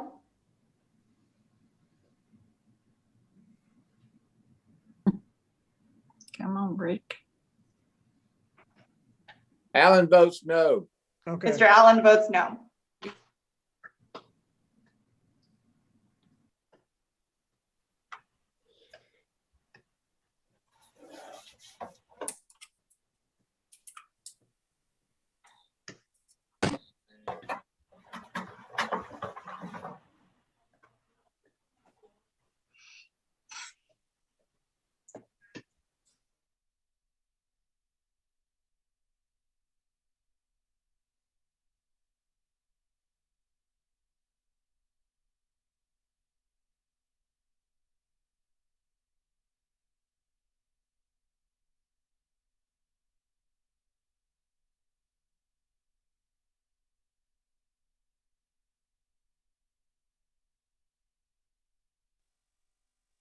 Clerk will report. Mr. Chairman, on this vote, there were 25 yeas and 22 nays. 25 ayes, 22 nays. The ayes have it. The motion is agreed to. HR 7 is ordered reported to the House of Representatives. Chair notes for the record that a quorum is present and ask unanimous consent that the staff be authorized to make necessary technical and conforming changes to the bill as amended pursuant to House Rule 11, Clause 2L. I give notice to all members that they have the requisite number of days to file supplemental, minority, or additional and dissenting views, and without objection, so ordered. And so that bill is reported. We now turn to postpone votes on HR 1065, the Pregnant Workers Fairness Act, and begin with the amendment offered by the gentleman from Idaho, Mr. Fulcher, on which a recorded vote was requested. The clerk will call the roll on the Fulcher amendment. Chairman Scott. No. Chairman Scott votes no. Chairman Scott votes no. Mr. Grijalva. No. Mr. Grijalva votes no. Mr. Courtney.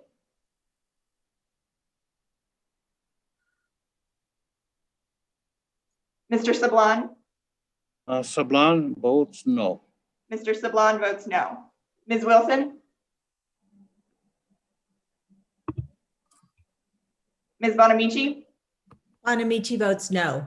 Ms. Bonamici votes no. Mr. Takano.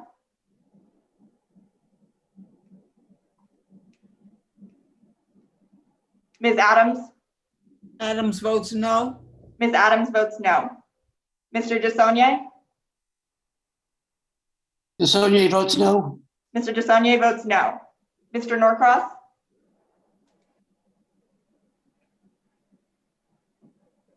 Ms. Jayapal.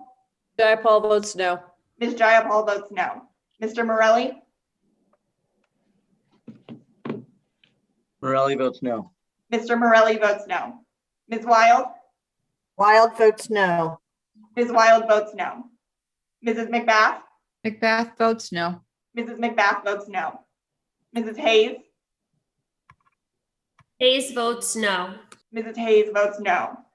Mr. Levin. Levin votes no. Mr. Levin votes no. Ms. Omar. Omar votes no. Ms. Omar votes no. Ms. Stevens. No.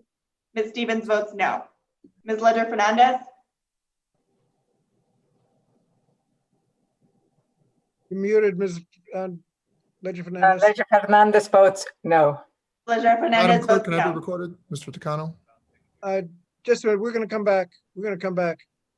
Mr. Jones. Mr. Jones votes no. Mr. Jones votes no. Ms. Manning. Manning votes no. Ms. Manning votes no. Mr. Mervan. Mervan votes no. Mr. Mervan votes no. Mr. Bowman. Mr. Bowman votes no. Mr. Bowman votes no. Mr. Pocan. Mr. Castro. No. Mr. Castro votes no. Ms. Cheryl. Cheryl votes no. Ms. Cheryl votes no. Mr. Yarmouth. Yarmouth votes no. Mr. Yarmouth votes no. Mr. Espaillat. Mr. Mfume. Ms. Fox. Ms. Fox votes aye. Mrs. Fox votes aye. Mr. Wilson. As Congressman Pocan goes and votes. Mr. Wilson votes aye. Mr. Wilson votes aye. Mr. Thompson. Mr. Thompson votes aye. Mr. Thompson votes aye. Mr. Wahlberg. Wahlberg, aye. Mr. Wahlberg votes aye. Mr. Grossman. Sorry, Oh, aye. I'm sorry, Mr. Grossman. Can you Yeah, repeat votes that? aye. Votes aye. Mr. Grossman votes aye. Ms. Stefanik. Stefanik votes aye. Ms. Stefanik votes aye. Mr. Allen. Allen votes aye. Mr. Allen votes aye. Mr. Banks. Banks votes yes. Mr. Banks votes aye. Mr. Comer. Comer votes yes. Mr. Comer votes aye. Mr. Fulcher. Fulcher is aye. Mr. Fulcher votes aye. Mr. Keller. Keller votes yes. Mr. Keller votes aye. Mr. Murphy. Murphy votes yes. Mr. Murphy votes aye. Mrs. Miller Meeks, Miller Meeks, yes. Mrs. Miller Meeks votes aye. Mr. Owens, Owens, yes. Mr. Owens votes yes. Mr. Good, Good votes no. Mr. Good votes no. Mrs. McLean, McLean votes aye. Mrs. McLean votes aye. Mrs. Harshbarger,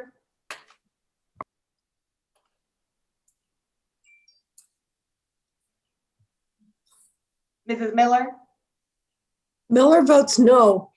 Mrs. Miller votes no. Mrs. Sparks, Arts, yes. Mrs. Sparks votes aye. Mr. Fitzgerald,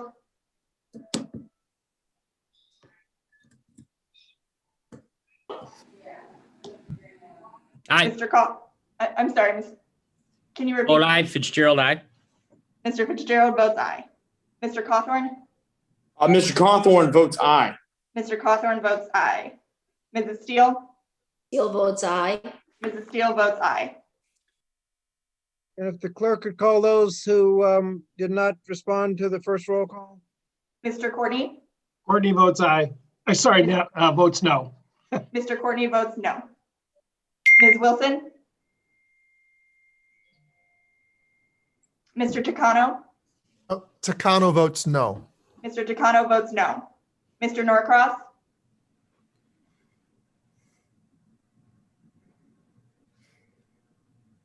Mr. Pocan, And votes no. Mr. Pocan votes no. Mr. Espaillat, Mr. Mflume,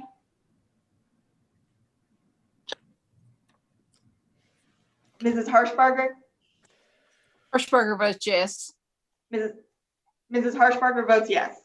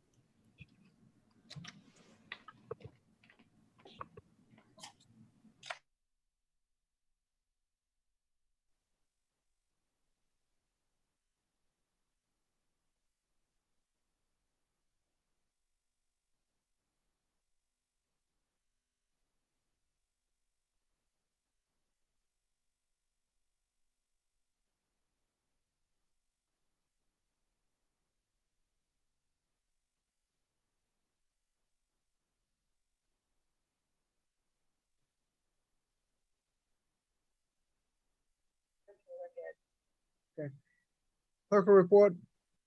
Chairman Scott, on this vote, there were there were 20 ayes and 27 nays. Thank you. The amendment is not agreed to. The question now occurs on the amendment in the nature of a substitute as amended. Those in favor will vote aye. Aye. Aye. Aye. All opposed, say no. No. In the opinion of the chair, the ayes have it. The amendment in nature of a substitute is agreed to. Is agreed to. There being no other members to speak to the bill, I now entertain a motion to report the bill and recognize the gentleman from New York, the distinguished vice chair of the committee, Mr. Bowman, for the purposes of a motion.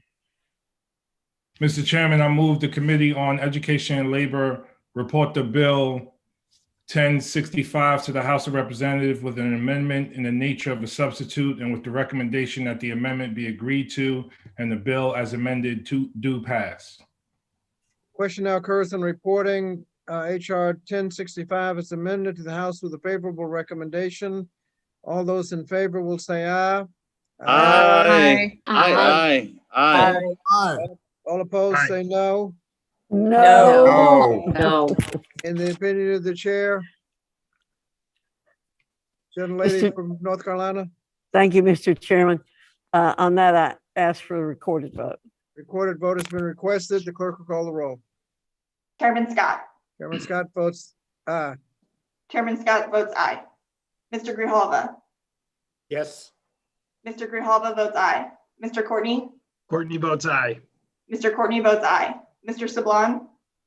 Sablon votes aye. Mr. Sablon votes aye. Ms. Wilson. Ms. Bonamici. Bonamici votes aye. Ms. Bonamici votes aye. Mr. Takano. Takano votes aye. Mr. Takano votes aye. Ms. Adams. Adams votes aye. Ms. Adams votes aye. Mr. DeSanye. Aye. Mr. DeSanye votes aye. Mr. Norcross. Ms. Jayapal. Jayapal votes aye. Ms. Jayapal votes aye. Mr. Morelli. Morelli votes aye. Mr. Morelli votes aye. Ms. Wild. Wild votes aye. Ms. Wild votes aye. Mrs. McBath. McBath votes aye. Mrs. McBath votes aye. Mrs. Hayes. Hayes votes aye. Mrs. Hayes votes aye. Mr. Levin. Levin votes aye. Mr. Levin votes aye. Ms. Omar. Omar votes aye. Ms. Omar votes aye. Ms. Stevens. Stevens, aye. Ms. Stevens votes aye. Ms. Lydia Fernandez. Leger Fernandez votes aye. Ms. Lydia Fernandez votes aye. Mr. Jones. Mr. Jones votes aye. Mr. Jones votes aye. Ms. Manning. Manning votes aye. Ms. Manning votes aye. Mr. Mervan. Mervan votes aye. Mr. Mervan votes aye. Mr. Bowman. Bowman votes aye. Mr. Bowman votes aye. Mr. Pocan. Pocan votes aye. Mr. Pocan votes aye. Mr. Castro. Aye. Mr. Castro votes aye. Ms. Cheryl. Cheryl votes aye. Ms. Cheryl votes aye. Mr. Yarmouth. Yarmouth votes aye. Mr. Yarmouth votes aye. Mr. Espaillat. Oh, this is horrible. Mr. Mfume. Ranking Member Fox. Ms. Fox votes no. Mrs. Fox votes no. Mr. Wilson. Wilson votes aye. Mr. Wilson votes aye. Mr. Thompson. Mr. Thompson votes no. Mr. Thompson votes no. Mr. Wahlberg. Wahlberg votes no. Mr. Wahlberg votes no. Mr. Grossman. Oh. Mr. Grossman votes no. Ms. Stefanik. Stefanik votes aye. Ms. Stefanik votes aye. Mr. Allen. Allen votes no. Mr. Allen votes no. Mr. Banks. Banks votes no. Mr. Banks votes no. Mr. Comer. Comer votes yes. Mr. Comer votes aye. Mr. Fulcher. Fulcher's no. Mr. Fulcher votes no. Mr. Keller. Keller votes no. Mr. Keller votes no. Mr. Murphy. Murphy votes no. Mr. Murphy votes no. Mrs. Miller Meeks. Miller Meeks, yes. Mrs. Miller Meeks votes aye. Mr. Owens. No. Owens Mr. no. Owens votes no. Mr. Good. Good votes no.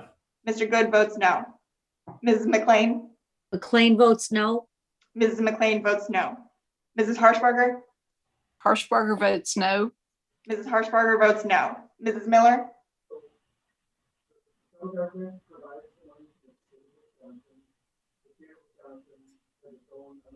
Mrs. Sparks. Sparks, yes. Mrs. Sparks votes aye. Mr. Fitzgerald. Fitzgerald votes no.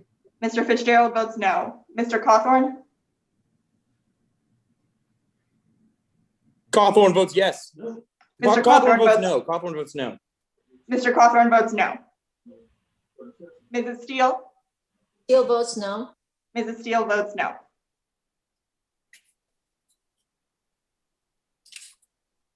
If the clerk could call those that did not respond to the first roll call. Ms. Wilson. Mr. Norcross. Mr. Espaillat. Mr. Mfume. Did I vote right there?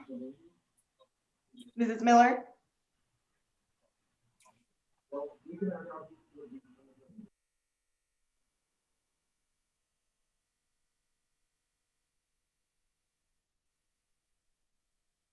Miller votes no. Mrs. Miller votes no.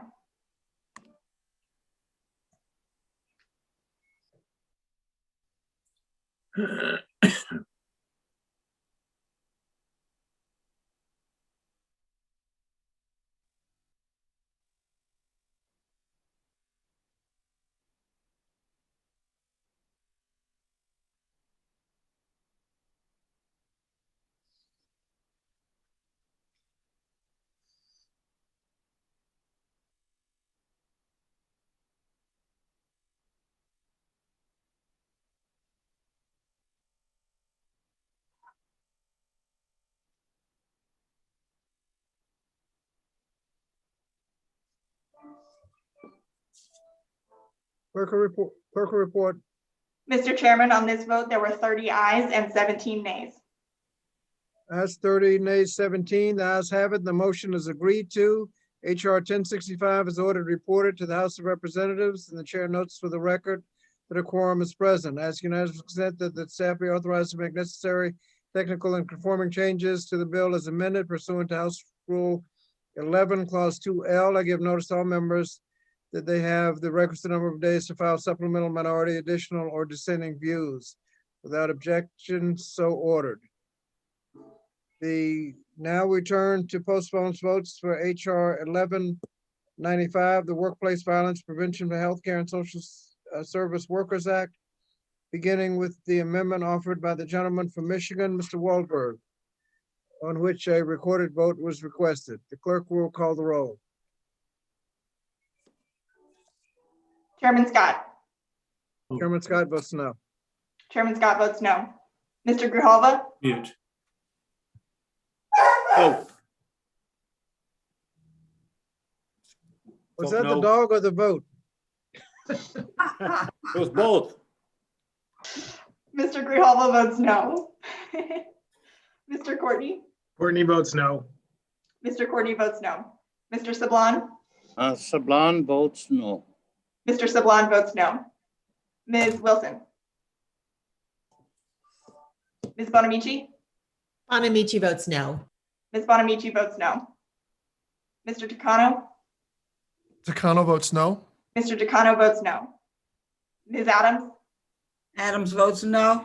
Ms. Adams votes no. Mr. DeSaulnier. DeSaulnier votes no. Mr. DeSaulnier votes no. Mr. Norcross. Ms. Jayapal. Jayapal votes no. Ms. Jayapal votes no. Mr. Morelli. Morelli votes no. Mr. Morelli votes no. I'm sorry, can you repeat that? Yes, Mr. Morelli votes no. Yes, I see you now. Thank you, sir. Mr. Morelli votes no. Ms. Wild. Wild votes no. Ms. Wild votes no. Mrs. McBath. McBath votes no. Mrs. McBath votes no. Mrs. Hayes.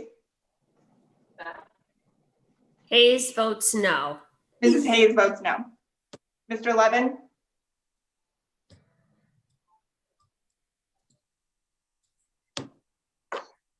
Ms. Omar. Omar votes no. Ms. Omar votes no. Ms. Stevens.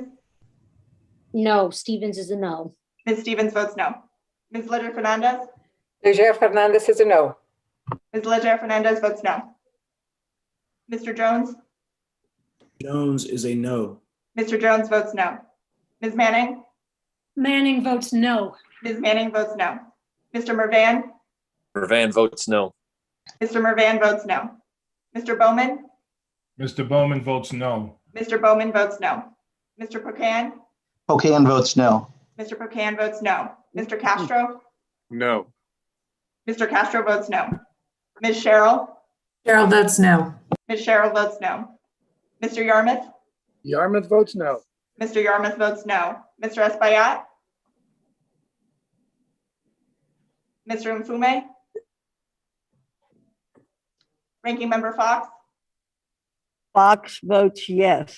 Mrs. Fox votes aye. Mr. Wilson. Mr. Wilson votes aye.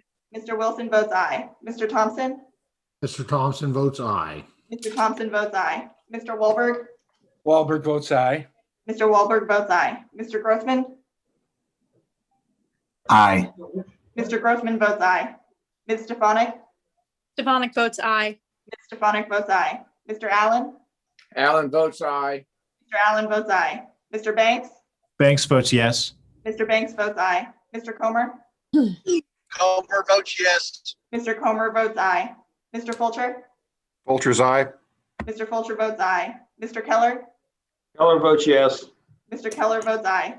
Mr. Murphy? Murphy votes yes. Mr. Murphy votes aye. Mrs. Miller Meeks? Miller Meeks, yes. Mrs. Miller Meeks votes aye. Mr. Owens? Owens, yes. Mr. Owens votes aye. Mr. Good? Good votes no. Mr. Good votes no. Mrs. McLean? McLean votes yes. Mrs. McLean votes aye. Mrs. Harshbarger? Hirschberger votes yes. Mrs. Harshbarger votes aye. Mrs. Miller? Miller votes no. Mrs. Miller votes no. Mrs. Sparks? Barth votes yes. Mrs. Sparks votes aye. Mr. Fitzgerald? Fitzgerald votes aye. Mr. Fitzgerald votes aye. Mr. Cawthorn? Cawthorn votes aye. Mr. Cawthorn votes aye. Mrs. Steele? Steele votes aye. Steele votes aye. How is Mr. Levin recorded? Mr. Levin is not recorded. Mr. Levin?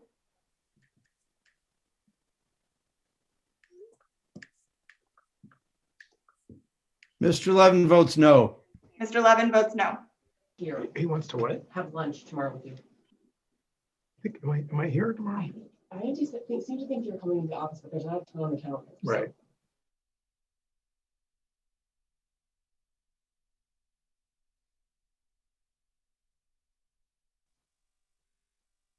Is anyone else not recorded?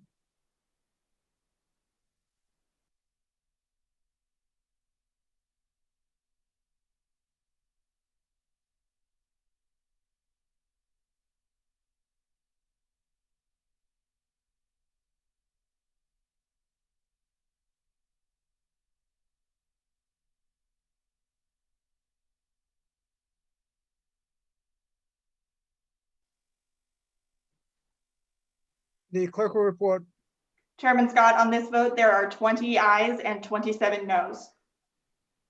20 ayes, 27 noes. The amendment is not adopted. The question now occurs on the amendment in nature of a substitute. All those in favor say aye. Aye. All opposed say no. The opinion of the chair, the ayes have it. The amendment in nature of a substitute is agreed to. There being no further members wishing to speak on the bill, I now entertain a motion to report the bill and recognize the gentleman from New York, distinguished vice chair of the committee, Mr. Bowman, for the purpose of a motion.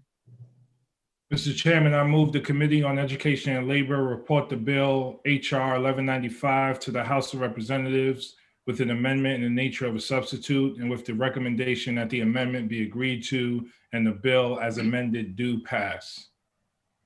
The question now occurs on reporting H.R. 1195 as amended to the House with a favorable recommendation. All those in favor will say aye. Aye. Aye. All opposed say no. Aye. No. No. In the opinion of the chair, Mr. Chairman, lady from on, North Carolina, on that, I request a recorded vote. recorded vote is requested and the clerk will call the roll. Chairman Scott? Chairman Scott votes aye. Chairman Scott votes aye. Mr. Grijalva? Aye. Mr. Grijalva votes aye. Mr. Courtney? Courtney votes aye. Mr. Courtney votes aye. Mr. Sablon? Sablon votes aye. Mr. Sablon votes aye. Ms. Wilson? Ms. Bonamici? Bonamici votes aye. Ms. Bonamici votes aye. Mr. Takano? Takano votes aye. Mr. Takano votes aye. Ms. Adams? Adams votes aye. Ms. Adams votes aye. Mr. DeSaulnier? DeSaulnier votes aye. Mr. DeSaulnier votes aye. Mr. Norcross? Ms. Jayapal? Jayapal votes aye. Ms. Jayapal votes aye. Mr. Morelli? Morelli votes aye. Mr. Morelli votes aye. Ms. Wild? Wild votes aye.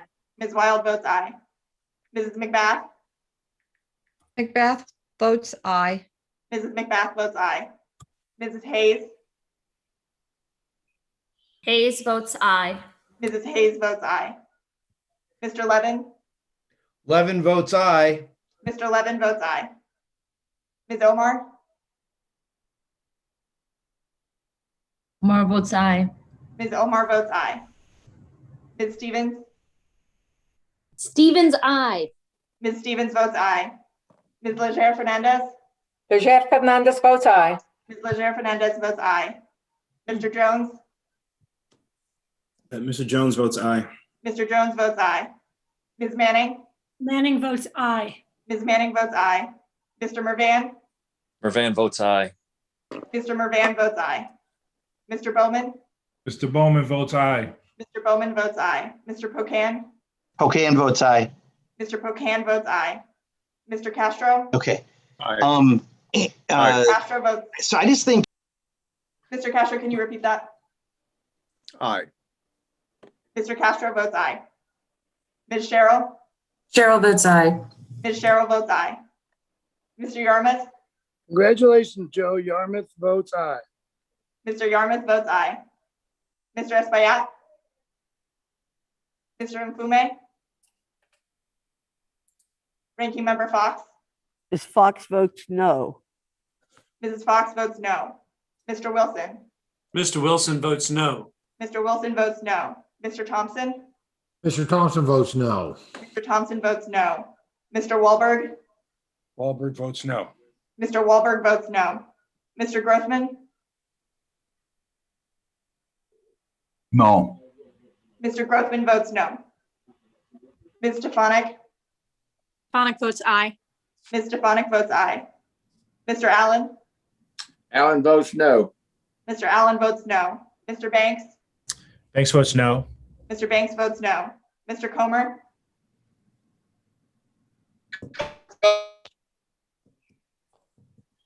Mr. Comer, can you repeat? votes no. Mr. Comer votes no. votes no. Confirm, Mr. Comer votes no. Mr. Fulcher? Vultures no. Mr. Fulcher votes no. Mr. Keller? Keller votes no. Mr. Keller votes no. Mr. Murphy? Murphy votes yes. Mr. Murphy votes aye. Mrs. Miller Meeks? Miller Meeks votes no. Mrs. Miller Meeks votes no. Mr. Owens?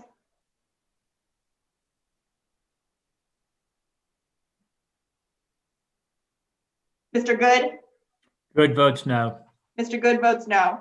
Mrs. McLean? McLean votes no. Mrs. McLean votes no. Mrs. Harshbarger? Harshbarger votes no. Mrs. Harshbarger votes no. Mrs. Miller? Miller votes no. Mrs. Miller votes no. Mrs. Sparts? Sparts no. Mrs. Sparts votes no. Mr. Fitzgerald? Fitzgerald votes no. Mr. Fitzgerald votes no. Mr. Cawthorn? Mr. Cawthorn votes no. Mr. Cawthorn votes no. Mrs. Steele?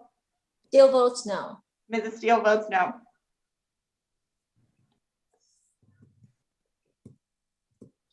I think there may have been some that are present that did not respond to the roll call. So could you run through those that did not respond? Yes, sir. Ms. Wilson? Mr. Norcross? Mr. Espaillat? Mr. Mfume? Mr. Owens? Owens no. Mr. Owens votes no.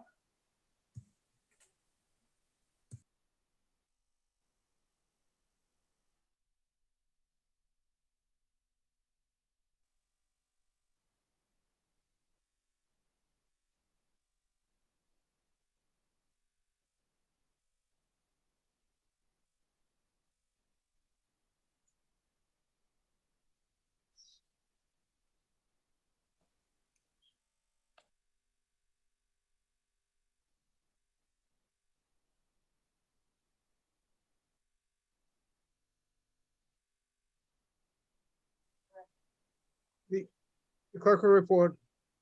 Mr. Chairman, on this vote, there are 27 ayes and 20 noes.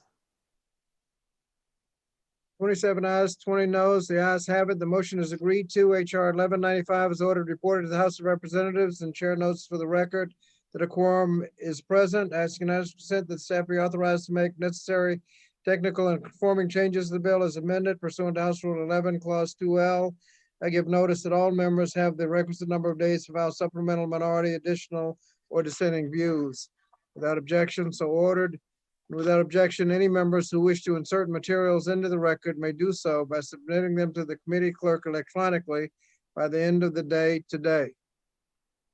I want to thank all of the members today for their participation. And is there any further business to come before the committee? There being no further business before the committee, without objection, the committee stands adjourned. Thank you very much. Thank you, Mr. Chairman.